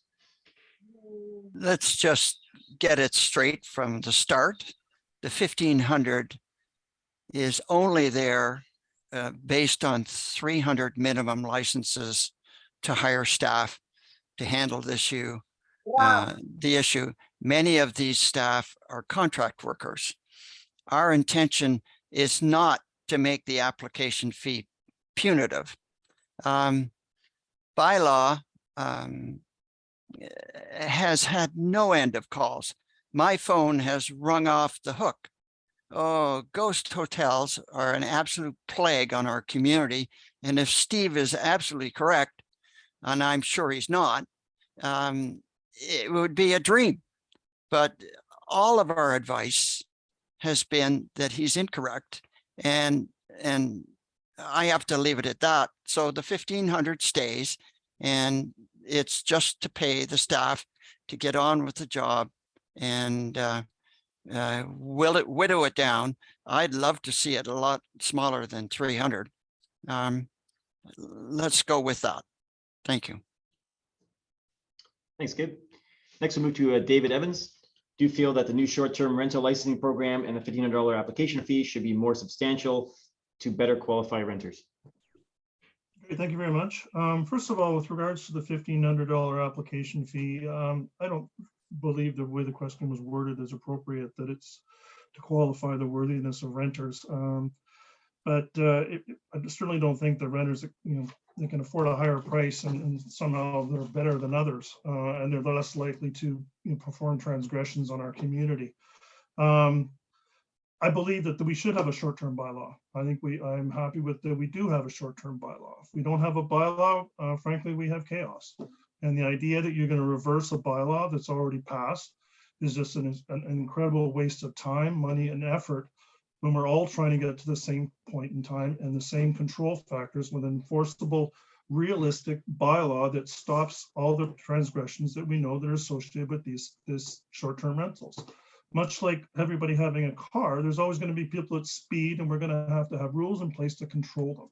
But you're going to have to pay a fee to be a part of it. And I hear that from people a lot right now that actually think the $1,500 is too much because they don't want to pay it. Well, that's too bad. But I proposed, you'll see it on my website, a new short-term rental committee. There is a committee referenced in the bylaw. I'm not exactly sure what it is or what they plan for it, but here's my version. I want a wide range of viewpoints and members that will review and advise council on amendments to the current bylaws needed. We have to leave this open. It's a work in progress, and we have to be able to be enforceable, transparent about it, and protect every neighborhood in Tiny from these transgressions and ensure a diverse, safe, and attractive place to live. Thank you. Thanks, David. And finally, we have Tony. Do you feel that the new short-term rental licensing program and the $1,500 application fee should be more substantial to better qualify renters? Thanks, Peter. I believe that the new licensing program, especially from an enforcement point of view, will fail as it has in every other municipality in Ontario, regardless of the amount of the license fee. The closest case in point is the town of the Blue Mountains. They've had a licensing regime in place for about 10 years now. Every year, the costs of trying to enforce it have escalated to the point that in the past 4 years, it's reported that they've spent $4 million attempting to enforce that bylaw. Short-term rentals such as ghost hotels and dedicated STRs have been deemed by the courts and land use tribunals to be commercial operations that are not permitted in residential zones. The recent zoning bylaw amendment, if not successfully appealed, will legitimize and legalize upwards of 1,000 STRs currently operating in Tiny in residential neighborhoods. There will be no turning back. STRs need to be banned in residential zones in order to reclaim the fundamental right to peaceful enjoyment of one's property. which has been greatly eroded over the past 4 or 5 years due to the lack of enforcement of the existing zoning bylaw, which does not permit STRs in any residential zone. The legal and planning opinions that were provided to the township staff were erroneous, in my opinion. If elected and with council support, I will be calling for a second opinion on both the legal and planning fronts and take appropriate action if possible to remove STRs from residential zones, as was done by municipalities such as Goderich and Port Carling. Thank you. Thanks, Tony. Okay, now we're going to move on to question number 3. Is there any plan in place to allow residents of Tiny Township who do not live on the water better access to the beaches? First off, we'll start with Sean. Thanks, Peter. Yes, there are some plans and ideas that I have to make beach access and beach areas more accessible. And let me just be very clear, it does not include expropriating private property, though there are rumors out there. The delineation program that has begun over the last couple of years is a good start. Unfortunately, the funding kept getting cut from this program, and it created a lot of consternation in the community. In one of my deputations to council last year, I proposed a registration program that would speed up the process of understanding the beach ownership issues. Basically, if you own to the water's edge legally, you can register. It was never accepted nor taken any further by council. I believe we need to go through and understand where property boundaries truly are, where the Crown still owns land, and work with the province to get a handle on the situation. I have personally been working with the MNRF on this issue as a private citizen, and will definitely be able to get better traction with them as deputy mayor. And let me just state something. I always go back to the beginning. Why were access paths created to the beach? If you go back through the township archives, you will see that it was a mandatory requirement in the plans of subdivision to have the pass in order to get approved. The original intent, and that's an important statement, was to provide access to those not on the water lots to have full use of the beach. And I think we've also got a really great model in Tiny. In Kawaja Beach, we've got a model where it is 1/3 township owned and 2/3 association owned. And that means the entire community of that association has access to the beaches. I would like to continue that throughout Tiny. Thank you. Thank you, Sean. Next, we'll move to Steve Saltzman. Is there any plan in place to allow residents of Tiny Township who do not live on the water better access to the beaches? Unmute. Oh, unmute, Steve. Steve, you got unmute. You snuck that up on me. So not only does Tiny have 5 major public beach parks in existence right now, we also have numerous road allowance access points to Georgian Bay, and continue to ensure that residents receive a free parking pass is just one small way to preserve resident access to those varied areas across the township. Tiny has roughly 70 kilometers of Georgian Bay shoreline, and some of that is private. The location boundaries and the use of these private lands needs to be openly and clearly defined. I am firmly of the opinion that it is the municipality's responsibility to bring all stakeholders, relevant documentation, the law and legal precedent, possibly even mediators together to facilitate a dialogue in an attempt to resolve these long outstanding issues that have been allowed to fester for decades. Most importantly, we must conduct that process in an atmosphere of goodwill and respect. Remembering that we are all neighbors. Further to that, the township itself has substantial shoreline assets that we should be exploring the feasibility of developing new beach areas for residents when conditions will allow. Thanks. Thank you, Steve. Next, we'll go to Anna. Is there any plan in place to allow residents of Tiny Township who do not live on the water better access to the beaches? Don't forget to unmute, Anna. I am on the beach. May 12th, I go in the water. I go in the beach. I'm a beach. I get brown. I can do whatever. You know what? This issue is not going to get resolved because there's provincial, federal issues, there's legal issues or whatever. What I think is you just put your chair down there and you enjoy it. And that's it. Because it's going to be revolving forever. And okay, so Tiny Township spent $200,000 to survey beachfront properties while they pay taxes. That's our tax money. That's our tax money. Why? We can't put a chair out there We can't go to swim. Are you kidding me? This is ridiculous. This issue will go on for 20 years. We have federal riparian rights. We have provincial rights. This, this, there's not a question about that. Just go out there and let them scream on you. Sean's there. He's like a dog. He'll go over there. He'll take care of everything. Shoppers, yeah, Sean Meniscus, he'll go there and take care of everything. No, it's never going to get resolved, darlings. It's not. This, we have other issues to take care of. Just go enjoy the beach. Put your chair. You might get a mental person that wants to freaking feed. Enjoy it. That's all. Just go put your chair there. Go in the water and enjoy it. Move. That's it. That's it. That's it. And you know, you got Sean there. He takes care of everything. You know about everything. Thanks, Anna. Resolve it. Thank you. Next, we're going to go to Dave Purnell. Is there any plan in place to allow residents of Tiny Township who do not live on the water better access to the beaches? Steve and Sean had made some very good points, and so I don't want to repeat too much of what they were saying. So I'll be kind of brief. There are several public beaches in Tiny now. I went to Provincial Park, which people don't mention. 5 township beach parks and other municipal properties for public use. The township has to do a better job letting the residents of Tiny aware of where the other municipal properties are. Because there's so much doubt amongst the residents about this, they're confused, like, well, can I go there or can I not go there? And then the other thing is that some of these other municipal properties are not very well maintained. So you look at it, it's like, well, I'm not quite sure if this is a public access or not. So the township has to do a better job letting the Tiny residents know what's going on about that. Community engagement and participation are key elements in determining the long-term priorities, policies, and actions. In an effort to provide for the needs of all 47 communities in Tiny, if elected, I plan to develop a community-based strategic plan. This will assist with infrastructure planning, budget development, and establish a framework for the development of other plans within the municipality, such as better access to the beaches.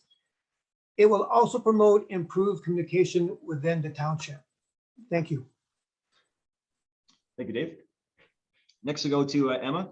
Is there any plan in place to allow residents of Tiny Township who do not live on the water better access to the beaches? Thank you. Just to echo some of the remarks that have already been made, Council has implemented a delineation program along with opening up and maintaining new access paths on a case-by-case basis. As a resident myself, I've spoken to tens, if not hundreds of other residents, and the importance of our beaches is so vital to our community, to our well-being. If we just look at some of the rough data, nearly half of our tax revenues are coming from non-permanent residents, and our economy at a minimum doubles in the summer. And if we ask why that is, a big part of it is because of the beaches, and our economy is highly dependent on tourism. That money is helping us to maintain our roads, to improve infrastructure, to promote Tiny, and to draw in business, among many other things that our community depends on. If we're going to progress and if we want to improve as we move into the future, I think that our ability to use and protect our beaches is incredibly important, and I intend to continue to focus on them throughout my term. Thanks, Emma. Next, we go to Mario. Is there any plan in place to allow residents of Tiny Township who do not live on the water better access to the beaches? Well, one of the things we need to do, first off, is change the narrative. For the past 30 years, the narrative has been pushed that beaches are private and people are not supposed to be using them. We have historical and deeded access in Tiny. We have a court case called Gibbs versus Grand Bend, which clearly stated you can own to the water's edge, but if the public has used it, they have the right to continue using it. I keep saying things about divisions within our community. This is one of the most divisive issues that's gone on for 30 years. All we're seeing now are people trying to erase the history of use. There are people, and I can use an example, in Palm Beach that had deeded access that had to fight for their right to use the beach. It was wrong. It is wrong. So the plan that I would be putting in place is, one, change the narrative. to go back and take a look at those crown patents and start putting forward so people have a better understanding that those beaches have public access to them. They were set up that way, and people just cannot go in and throw walls up or become gatekeepers in those areas that are delineated to make sure nobody goes off of there. People have rights. The rights have to be respected on the front and the back. I'm a waterfront owner. I've never had an issue in there. And for the last 30 years, I promoted beach rights in Tiny Township without fail. And I want to make sure that people start understanding the narrative is not the beaches are private. The narrative is we have historical use and we have deeded use. And we need to make sure that that is disseminated through the community. Thank you. Thanks, Mario. Next to go for Kelly. Is there any plan in place to allow residents of Tiny Township who do not live on the water better access to the beaches? Well, once again, I hate to beat a dead horse, but it's come down to some bad behavior by a few of the shoreline owners that have caused this problem. We are a community, and we're certainly not acting like a community. We have to care for each other. I mean, if people are putting up, bringing in boulders to block the pathway of people walking along the beach, I consider that bad behavior. I don't think that should be allowed. I think we need a shoreline alteration bylaw, which prevents people from doing that.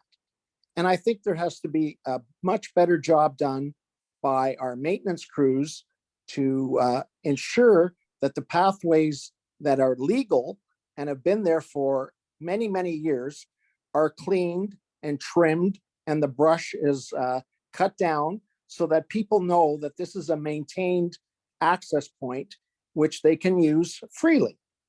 Other things that have been happening, I understand that at one point there were garbage cans that were put at all of these access points. Somehow those garbage cans were removed. Nobody can tell me why. I don't know why. I would like, as a member of council, to put back those garbage cans at all of those access points. I think there needs to be an education process to the backlot owners as far as what is accessible to them legally. And I think a lot of shoreline owners have to stop behaving badly by thinking that they own more than they really do. Thank you. Thanks, Kelly. I'll go to Stephen.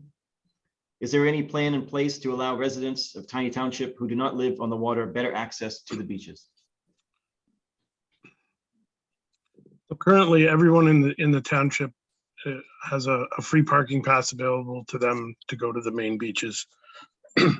As several people have stated, there's a number of other properties within Tiny where they own the beach, and maybe those access areas need to be opened up better and maintained. I also have a plan where I would like to approach the provincial government to open up more parking in Awenda. This would allow many of the day trippers, which are tying up our main beaches, possibly to go there, allowing more spaces for Tiny residents. Because in my opinion, tiny beaches are for tiny residents first, and then our neighbors, and then everyone else. Thank you. Thanks, Stephen. And next we'll go to Eric. Is there any plan in place to allow residents of Tiny Township who do not live on the water better access to the beaches? Well, first I'd like to acknowledge how Emma very eloquently acknowledged the very sincere importance of the beach and its access. And I'd also like to give props to Dave, where I've written down here also the 70 kilometers, sorry, to Steve Salzman, the 70 kilometers of shoreline and the 5 beaches, and the acknowledgement that the township does have. I was shocked to find out how many assets the township actually does have that are underutilized. Once again, on an issue like this, while I'm willing to make hard decisions once all the facts and data and legal implications are considered, I would not want to do any of this in any kind of strictly top-down fashion.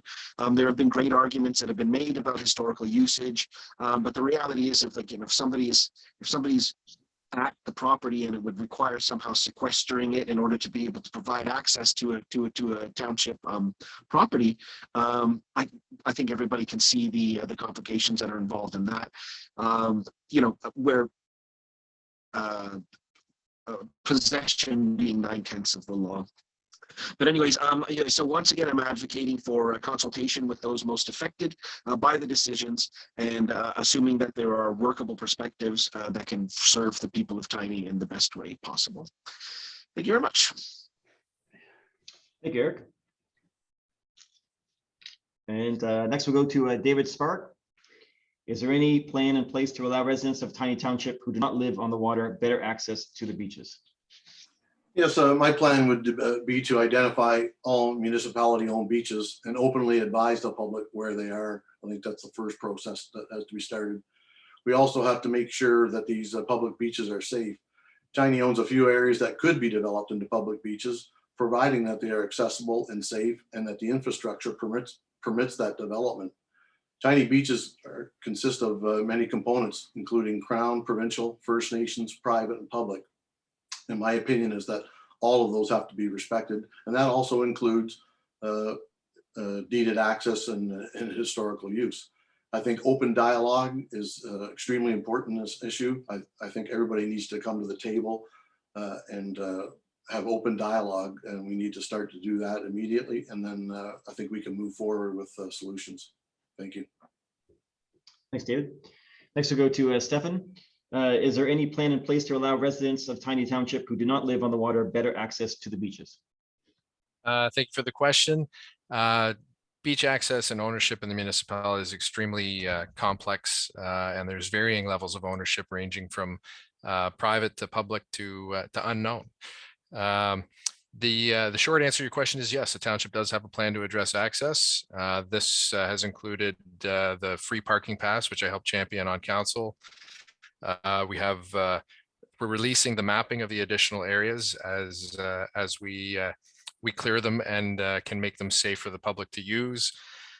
We just passed a motion as a council to hire AQ5, a coastal engineer, to help draft a shoreline alteration bylaw to protect the environmental component of the shoreline, as well as stop structures being erected perpendicular to the beach, groins, fences, that kind of stuff. The beach acquisition program, which was identified through the strategic planning process, which is a council and staff document. We also outlined the BEST strategy or beach enjoyment strategy.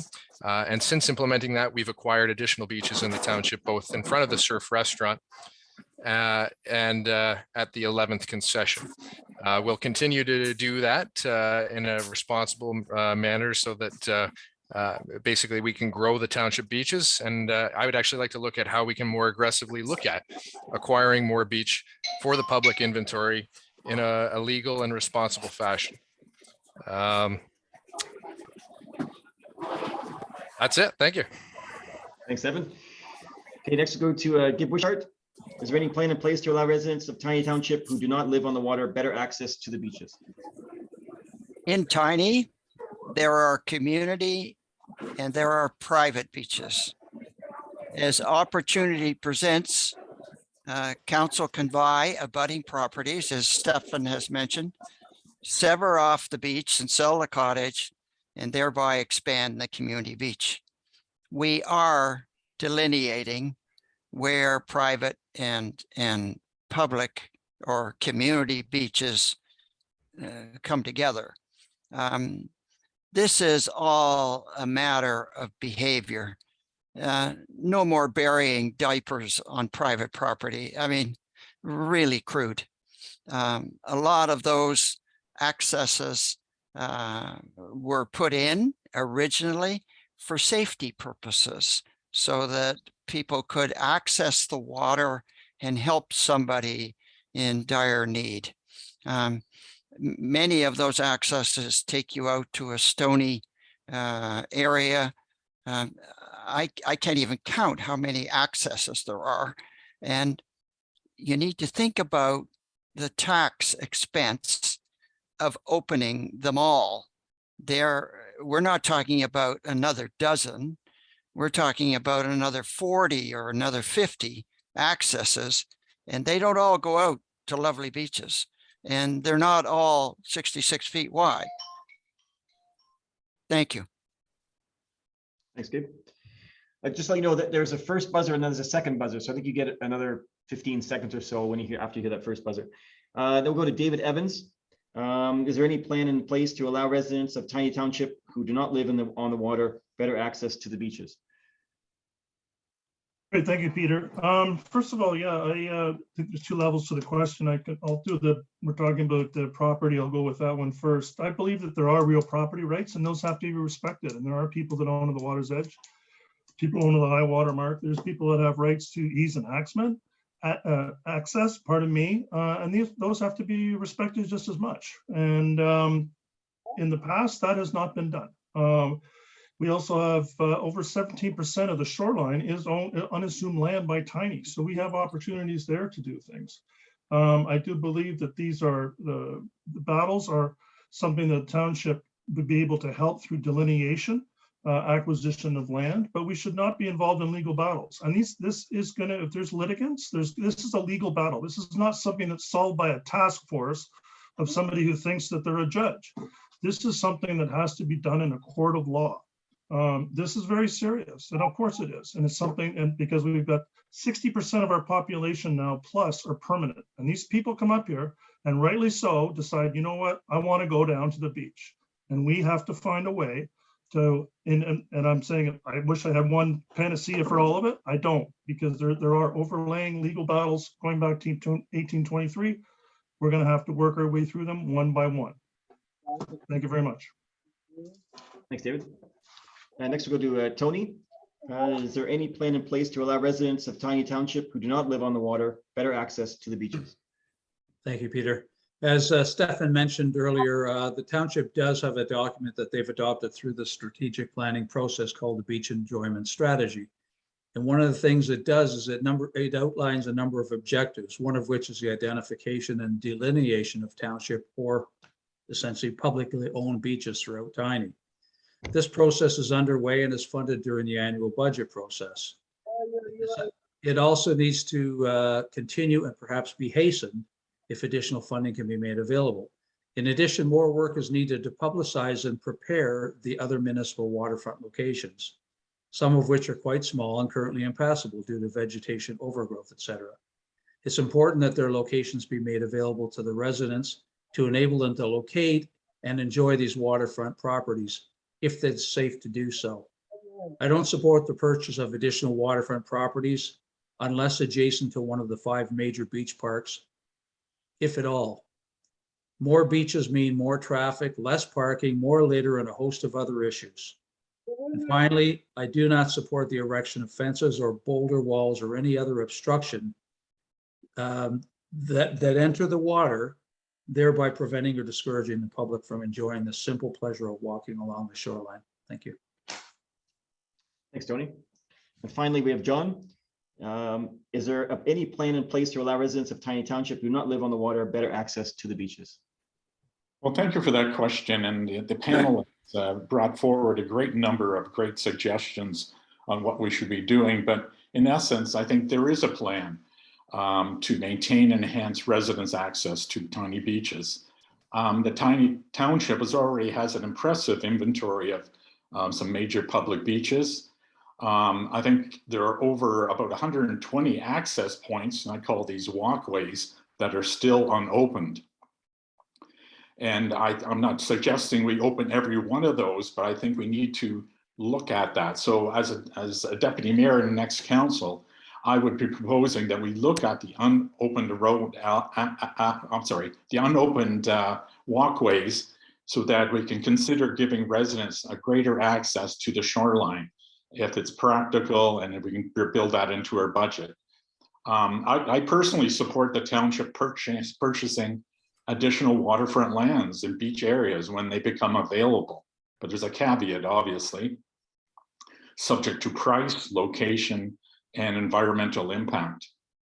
And once we do get our beaches, I support the installation of boardwalks and other site amenities to improve accessibility to all our residents, so people in wheelchairs, people with mobility issues, the elderly, that we have a facility that will allow them to participate and get access to our waterfront. Thank you. Thank you, John.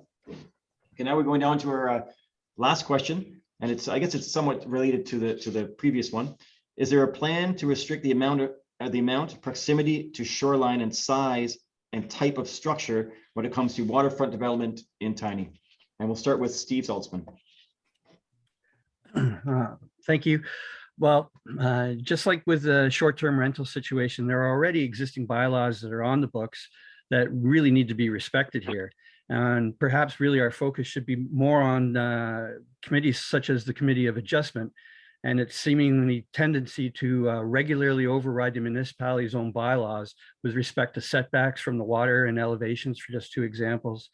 Also questionable, again, as previously discussed here, is the practice of erecting retaining walls or break walls that extend beyond the established survey lot lines and that impede the ability of one to traverse the beach along the water's edge. And I firmly believe that it's the responsibility of the municipality to defend all of its own shoreline assets from encroachment and improper shoreline development based on the existing bylaws, the Ontario Building Code, and of course, common law. Thanks. Thanks, Steve. Next, we'll go to Anna, and Anna stepped out for a minute here. So we'll go to Dave, if that's all right. Dave, you ready? I'm Is ready. there a plan to restrict the amount of proximity to shoreline and size and type of structure when it comes to waterfront development in Tiny? I want to make it very clear. I believe that the public should have the right to walk along all of Tiny Beach's shoreline without obstruction or harassment, regardless of the ownership status. What I'm hearing from residents are two things: the inequality of services and rights, and a dissatisfaction with local politicians. Case in point, it seems that waterfront owners are being allowed to develop up to the water's edge, where most residential properties on waterfront and other jurisdictions around the world are not allowed to do so. So local residents see this happening, don't understand why it's happening, and get upset. We've seen it too often that our local governments have been too late making decisions, not being current with the issues being discussed because of lack of interest and preparedness. On this particular topic, there was finally a decision by council on June 8th to have staff be directed to investigate and report back on options to manage alterations to the shoreline, and further, that consideration include environmental impacts, infringement of traditional beach use, and shoreline alteration bylaws as adopted by other municipalities. It seems council keeps offloading their duties and responsibilities to staff and other upper level governments. Because of the because the waterfront property line, I want everybody to kind of understand this a little bit here. Because the waterfront property line, which is the water's edge, fluctuates is not permanent, I propose that no permanent or temporary structures can be in place less than 10 feet from the water's edge. And if a permanent structure is in place within the 10 feet, that it gets removed at the owner's expense. Thank you. Thanks, Dave. Okay, and next we'll go to Emma. Is there a plan to restrict the amount, proximity to shoreline, and size and type of structure when it comes to the waterfront development in Tiny? Thank you.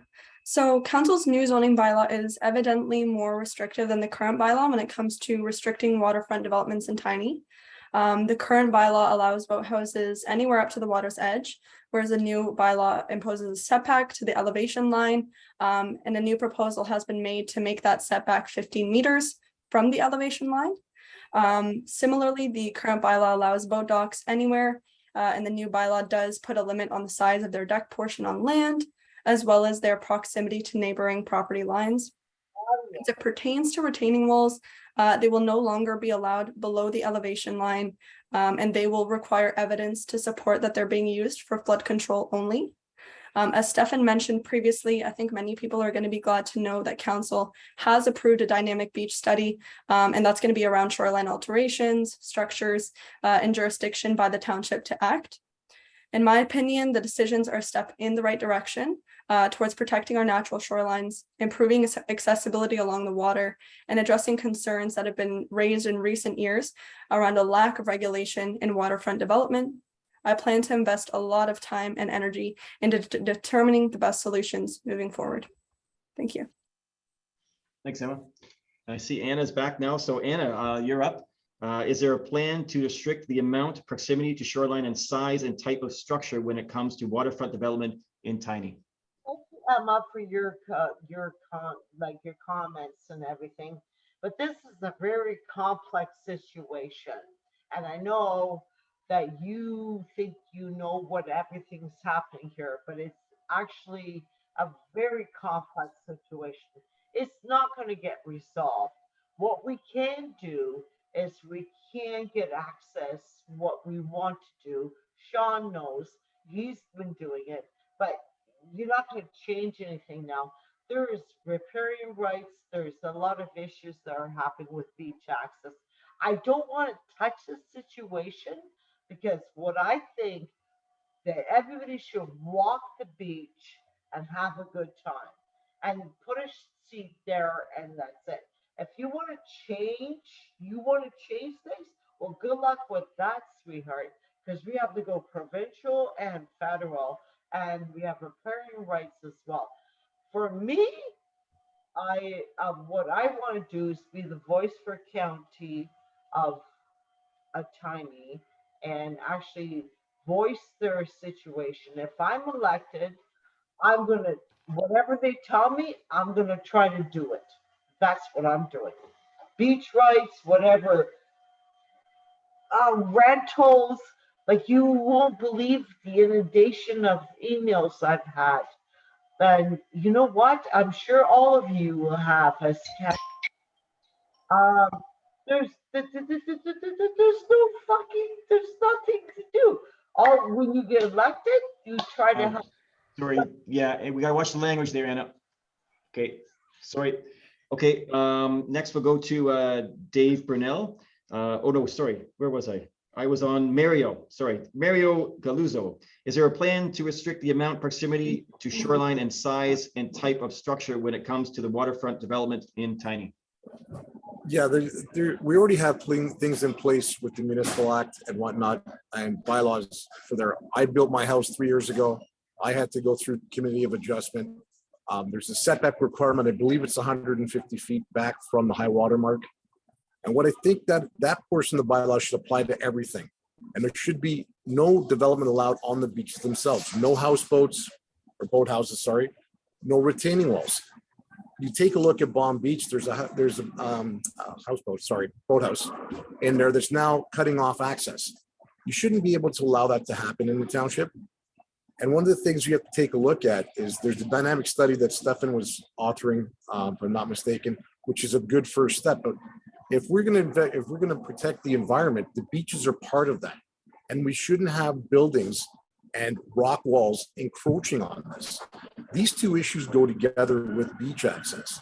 The more and more you allow for development on the actual beach, the less accessibility you have to the beach, and people have to start understanding that.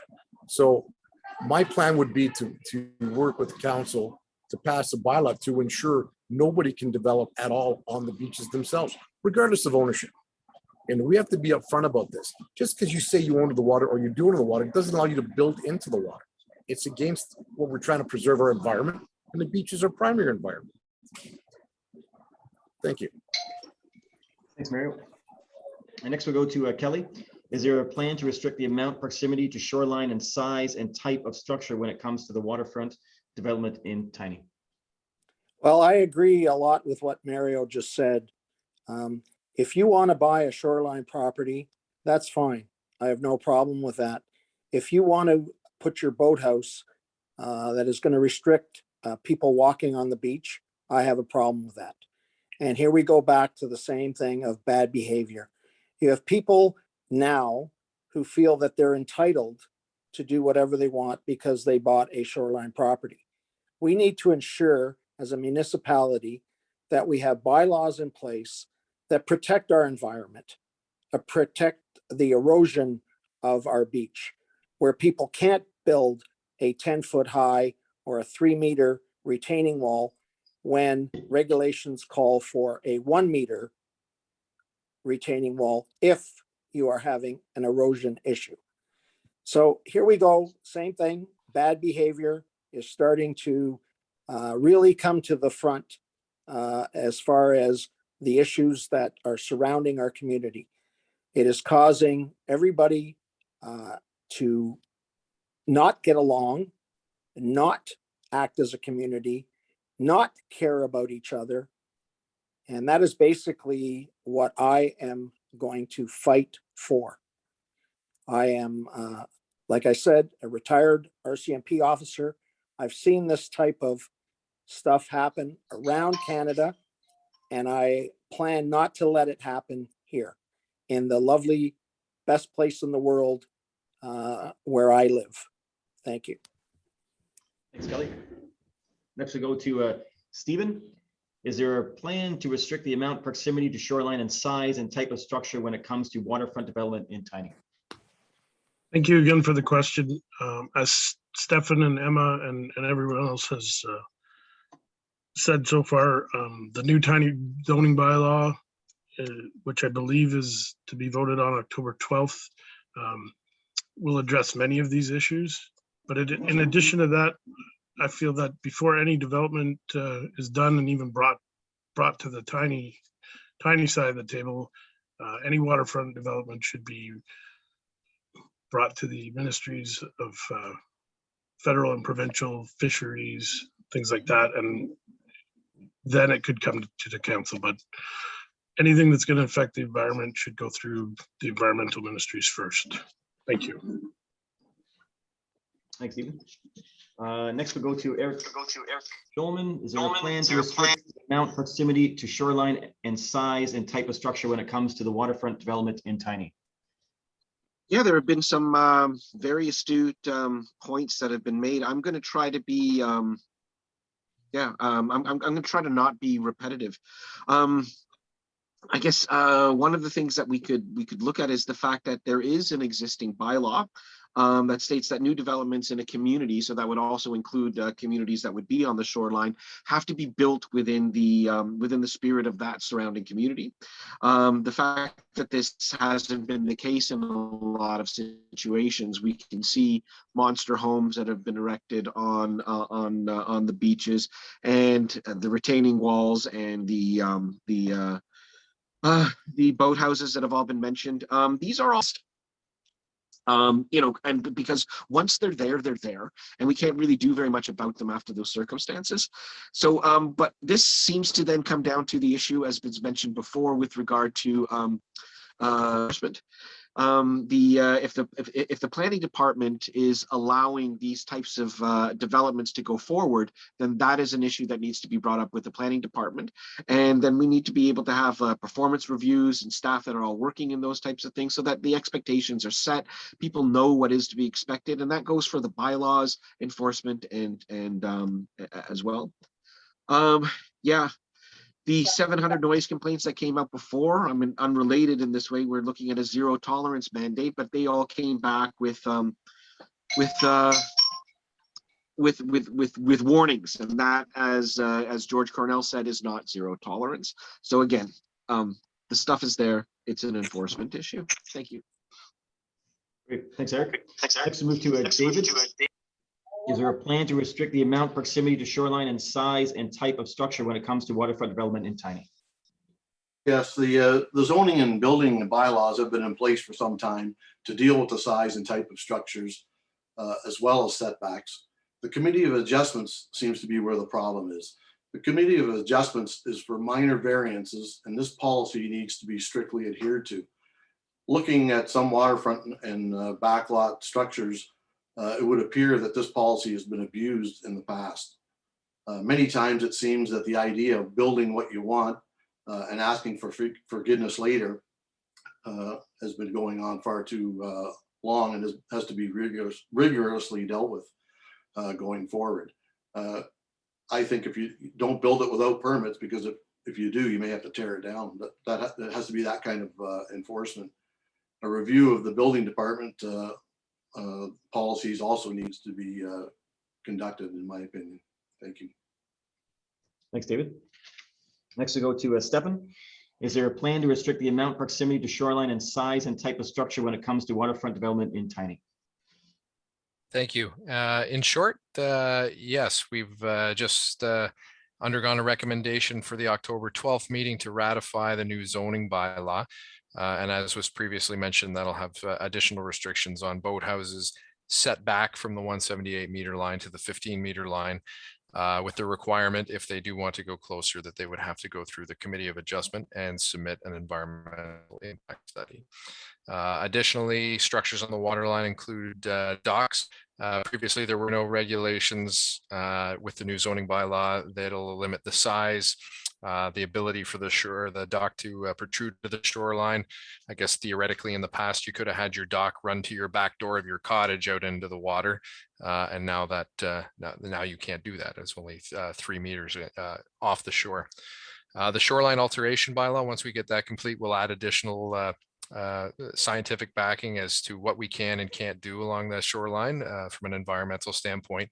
And as we already stated, limiting perpendicular groins, rock walls, fencing be below the 178 meter line will make sure that we're not blocking people's ability to traverse the shores. A lot of hostilities I've heard over timing and council's delay in getting some of these things put forward. It's a lot of the process is driven by the province. The Tiny Township only recently was able to pass our own official plan because we had to wait 10 years for the County of Simcoe to pass theirs, and it was delayed because it was held up in the Ontario Land Tribunal.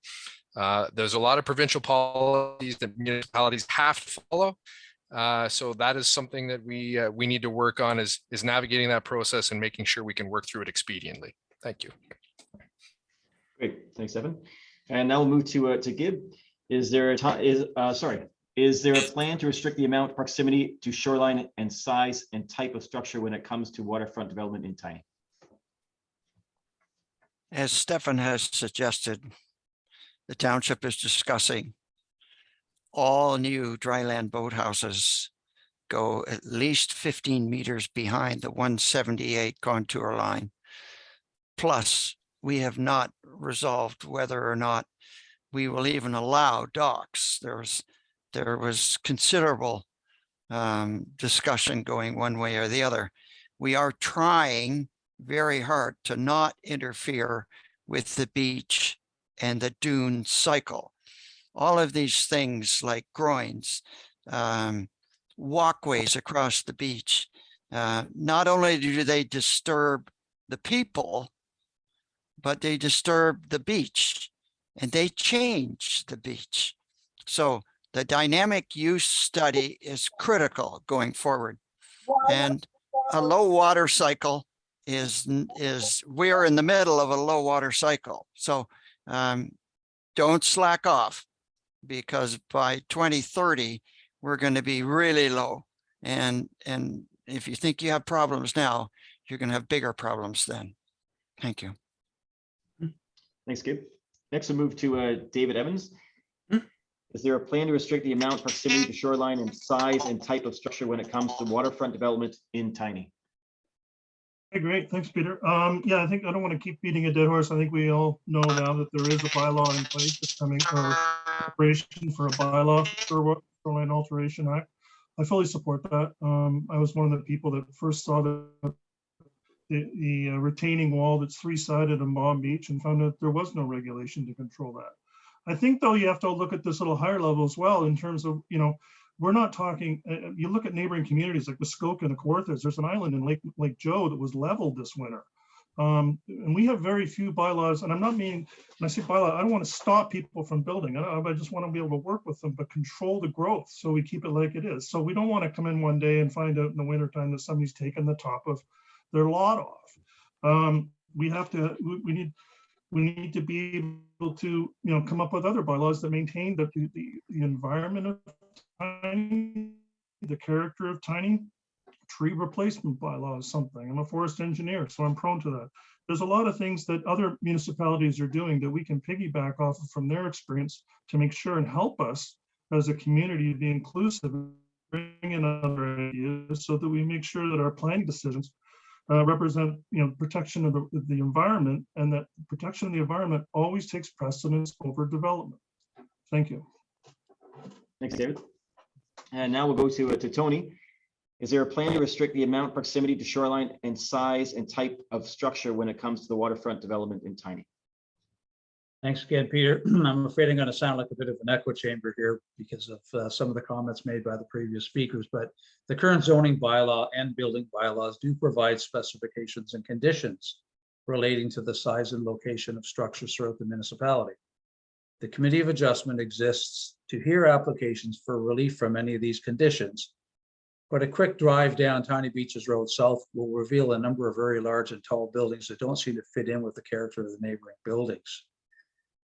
Requests to increase the maximum lot coverage in the side yard and the side rear yard setbacks are almost always approved by the Committee of Adjustment, leading to much larger and often obnoxious buildings. This is troubling, and there needs to be some investigation as to why or how they are permitted. Thank you. Thanks, Tony. Now we'll go to John. Is there a plan to restrict the amount, proximity to shoreline, and size and type of structure when it comes to waterfront development in Tiny?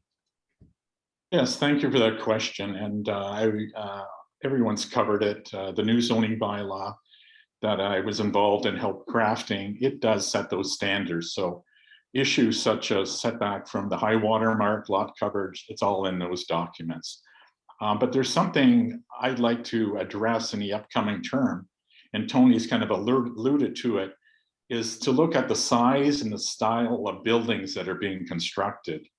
There's some recent constructions of some buildings that have raised, I think, some residents' concerns regarding their capability of these buildings to fit in with the existing residents and fit in with the natural environment. So I think at some point, the natural environment has taken a real hit to shoehorn in some of these new buildings. So and in the next term, as everybody's mentioned, there will be a shoreline alteration protection bylaw, and my goal is to be part of that committee to ensure that our shoreline is based on best practices and best scientific practices, and we protect the jewel that we have. And just in closing, I'm strongly opposed to the construction of any structures, marine rails, or barriers that will block the beach and prevent people from walking. And with the existing new zoning bylaw, I am personally still struggling with the issue of docks. And the location on the West Shore where we have tremendous waves, the sand is changing almost on a monthly basis. These locations are just perhaps physically not possible to even attempt to put docks in. But I want to reevaluate the issue of docks, because I think it is one issue that could really chop up the waterfront, and there's really no need for that. Thank you. Thank you, John. Okay, and finally we have Sean. Is there a plan to restrict the amount, proximity to shoreline, and size and type of structure when it comes to waterfront development in Tiny? Thanks, Peter. Yeah, I believe in environment over development. Yes, we absolutely need a bylaw that protects our shorelines from overdevelopment. As we've all spoken about, there is a proposed shoreline alteration bylaw being created, and this is really to protect our beautiful shoreline from any further damage and erosion. After all, we only have one shoreline. I really want my great grandkids to be able to experience what I've enjoyed my entire life. This is a gift we've been blessed with, and we need to act as good stewards for our shoreline. People who have never been to our area are absolutely amazed at the pristine beauty that we have here. As far as boats and docks and boathouses, of course, I've done a deputation on this, and I don't believe that they are appropriate structures along our westerly shoreline. This is shallow grades and sandy beaches. There's no need for you have to go so far out into the water to actually be able to use a dock, and all they are is to act as pseudo fences to block people from walking our shores. In other areas of Tiny, where it's more rocky and not so traversable, docks and boathouses absolutely make sense. Retaining walls and the placement are having a severe impact on our shore. They start to erode the other beach areas to the north and south of wherever they're constructed.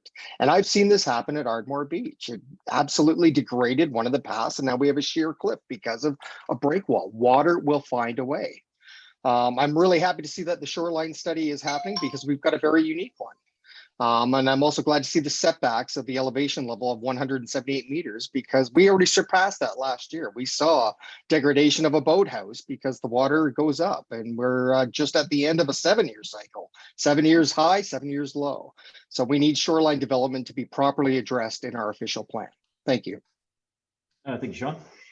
Okay, so that's it for the questions. It's now time for the concluding statements for our candidates. You'll each be given 1 minute for this, and we'll start with Anna. Don't forget to unmute. Anna, don't forget to unmute.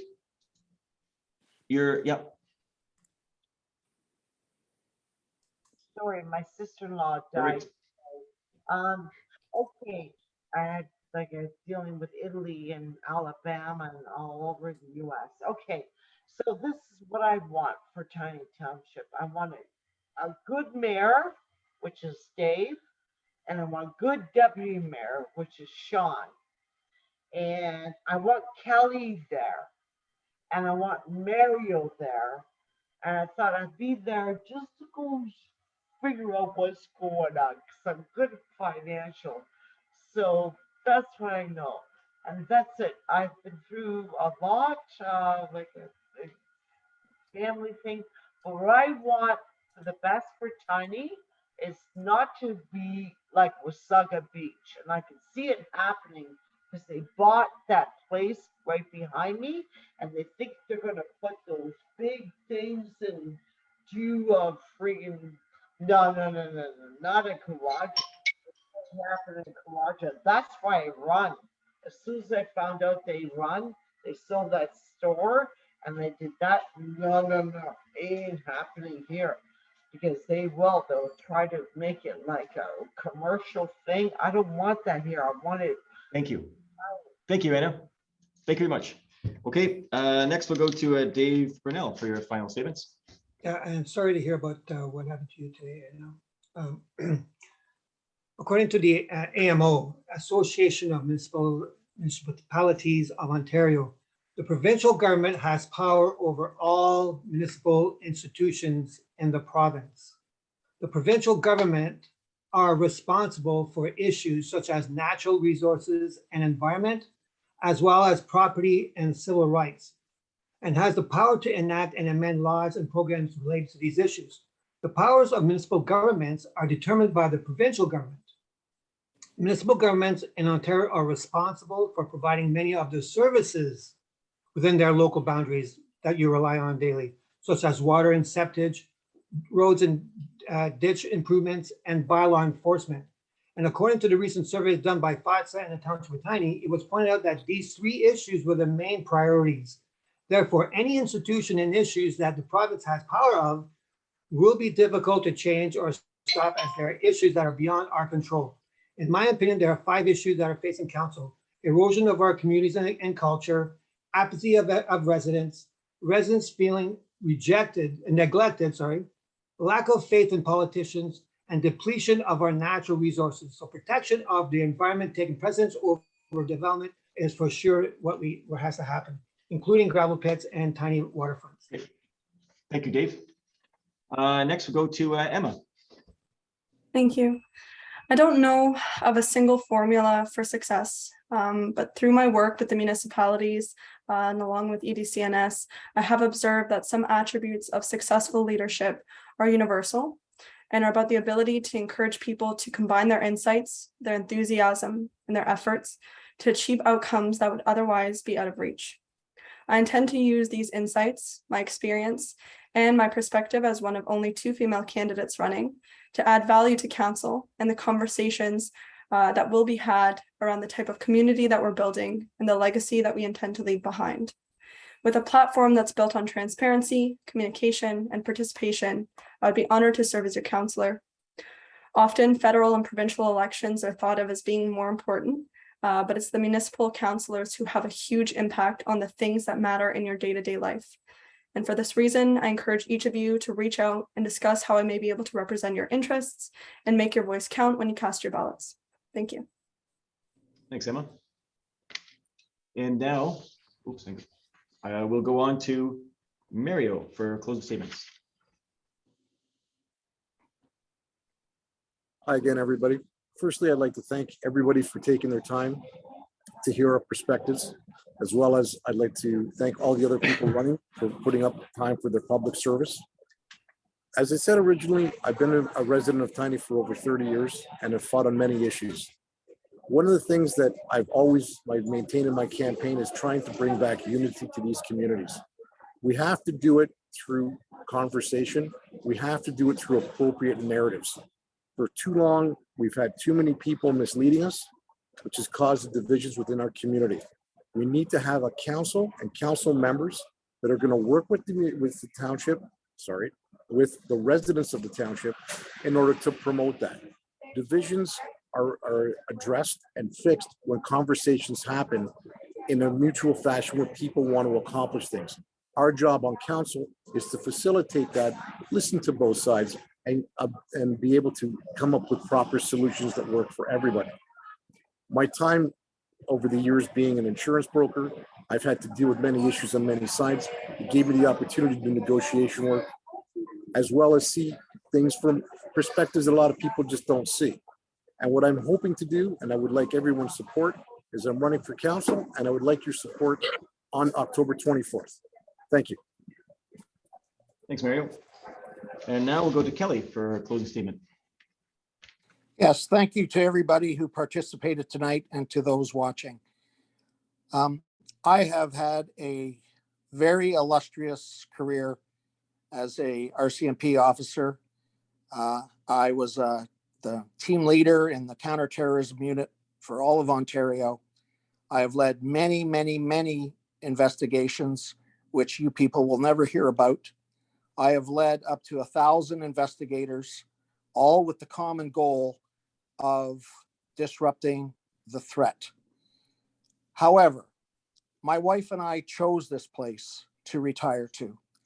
We think it is the most beautiful place on earth. I have traveled the world, I have seen the world, and yet I chose Tiny to retire. I am full of DNA of public service. I have integrity to the highest standard. I am transparent, I am accountable, I am fiscally responsible, having to deal with high levels of every government in this country. I want to thank everybody for their participation today. I want to give my condolences to Anna for what she has gone through today. I think it was very brave of her to go forth with this evening. Anyway, that's all I have to say. I'm not a politician. Oh, I think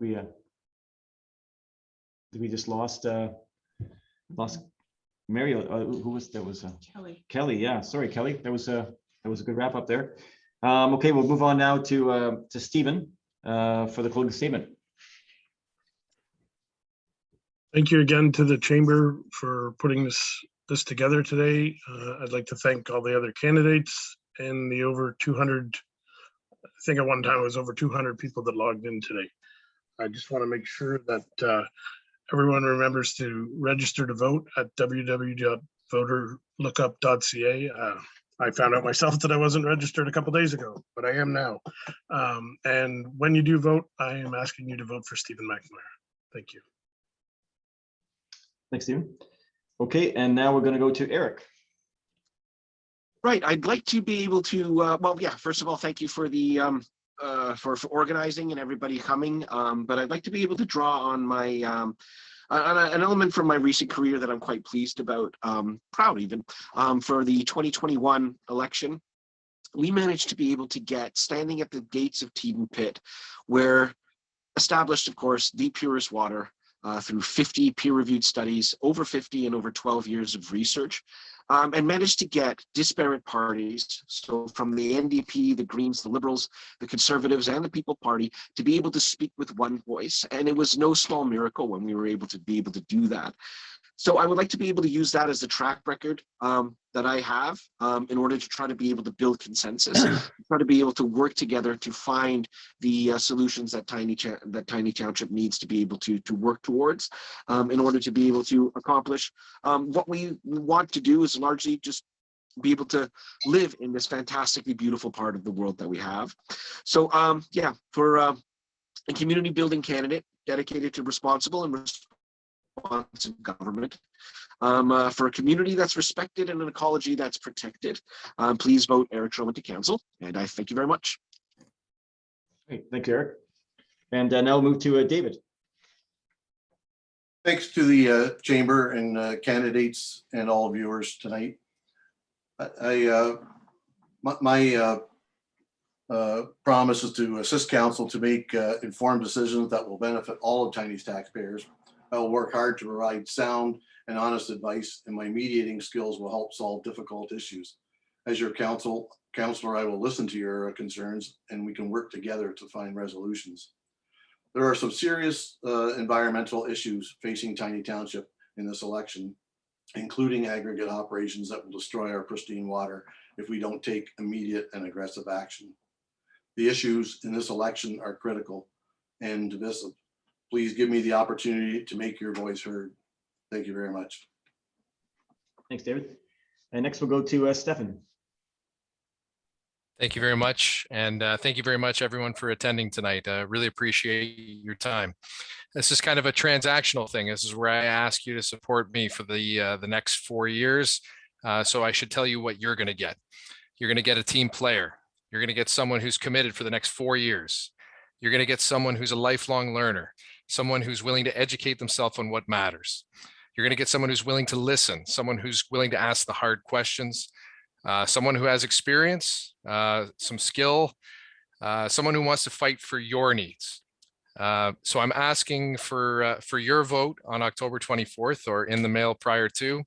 If you want to know anything more about my bio, my platform items, anything like that, you can follow me on Facebook, Stefan Walma for Councillor, Tiny Township. Thank you for your time. I appreciate your support. Merci pour votre vote. Great, thanks, Stefan. And now we'll go to Gib for a final statement. Thank you. We've just come through COVID for 2.5 years. And it's important that we return to in-person town hall meetings and in-person council meetings, and that a council will sit face to face and hear from its residents. I am a fan of pushing for 0 to 2% budgets to keep Tiny residents at the bottom of Simcoe County's tax. I was a speaker at Queen's Park, and we need to get tough on provincial government. Thank you very much. Merci. Miigwech. Thanks, Gib. Now we'll move to David Evans. Great, thank you, Peter. I believe that to be a successful mayor, you need to be a leader that's experienced managing and motivating a large workforce, something that Tiny has. Someone to lead that leads Tiny that's agile, inclusive, and focused on creating solutions that will benefit the community and protect Tiny. Our council's responsibilities as a community voice to act as a team and work tirelessly for all of Tiny's residents. We need to be respectful of all opinions and act and face challenges with high moral character and fortitude. Only then can we provide good governance and accountable change for a more stable future. I have 3 tenets that are going to guide my decision-making as I go through this process in the next 4 years. 1, protecting Tiny's natural environment for future generations. 2, ensuring protection of the environment takes precedence over development. And 3, to protect and enhance every neighborhood in Tiny, ensuring a safe, diverse, and attractive place to live. To all of you here tonight, thank you for participating. Your presence shows your love for Tiny, and in the upcoming term, I'll work tirelessly to repay your confidence and your trust. Thank you, and bonne nuit. Thanks, David. And now we'll move to Tony for a final statement. Thanks again, Peter. Once again, thanks all around to the organizers, the participants, and the attendees. It's great turnout. Good to see. I'm running for mayor because I've been a public servant for over 40 years, yet I still have the passion to serve my community. And there are a number of issues facing our residents that require sensible and decisive leadership, which I've been proven to possess. We are at a crossroads. Strong leadership and listening skills are crucial in making sound decisions going forward. I have a proven track record of working hard for the residents and making every effort to be well informed so that I can ask the important and sometimes difficult questions regarding important matters. Simply put, we need sensible and decisive leadership along with a strong platform for action. Steve and I have one. Please visit our website at www.teamtiny.ca for the specific and particular details. Thank you very much, and we would appreciate your support, but please get out there and vote to demonstrate the right that we enjoy that so many people in this world don't even enjoy. So thank you. Thanks, Tony. Now we'll go to John. Okay, thank you for the question. And just in closing, I've been asked by numerous organizations and individuals who to vote for, who would you recommend? And that's a difficult question. But there was a question I got from a resident, which I like to read because I think it's significant, and I will quote. There appear to be voting blocks arising at the position of mayor and deputy mayor. Is this not an obstacle to proper democratic functioning of a council? Council has previously based on 5 independent parties working together to produce better positions on matters impacting our community. If 2/5 or 40% of council votes with a single mind, that appears to diminish the effective function of the council, unquote. And I think this is a very interesting point.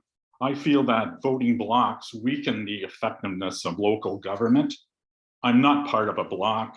I'm running as deputy mayor on my own merits, my record, and my expertise.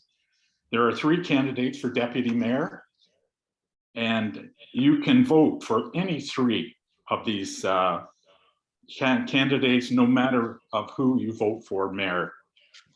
I think that diversity in our leadership is more important than choosing blocks of individuals who are running on a single campaign issue, or individuals who have a history of conflict and friction in the workplace. If you elect me as your deputy mayor, I promise to fulfill my oath and serve for you for the next 4 years. Okay, thanks, Please John. check out my Facebook page, and thank you. Thank you, John. Merci, Megwich. I got to keep it fair. Okay, thanks, John. And next is Sean to wrap it up. Yeah, thanks, Peter and Kathy and the Southern Georgia Bay Chamber of Commerce for putting this together for an all candidates meeting. I know how much work goes into this, and to all the residents, thank you for spending your evening with us. I hope I have answered all your questions and would encourage you to reach out to me personally should you have any other questions, especially if I'm not able to come knocking on your door, as not all issues were able to be addressed tonight, and there are many issues. I would ask you kindly for your support and your vote to help bring the community of Tiny together and to work tirelessly in your servitude to make Tiny better. I believe in Tiny. I believe in our community. And I hope you believe in me, and I ask for your vote as deputy mayor.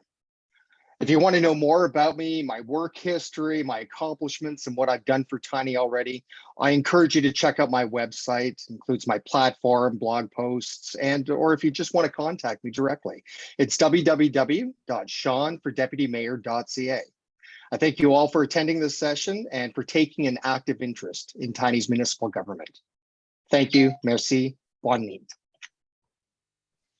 And now we're down to the last item. So Steve, wrap it all up for us. Thank you for remembering me. And I'd also like to join with everyone else in thanking the Chamber for allowing us this opportunity, and of course for everyone who spent the evening with us as well. I would just like to state that I have a diverse background and experience in many fields aside from an intense interest in politics.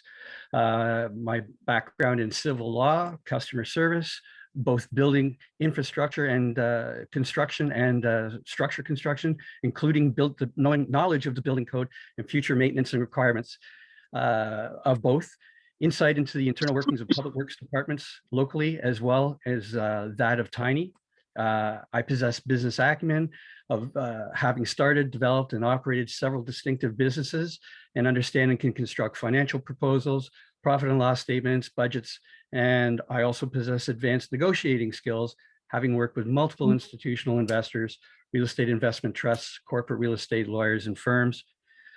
I believe that those unique skill set would be of great benefit at council table as deputy mayor and dealing with the many varied and divergent matters that will be coming before it.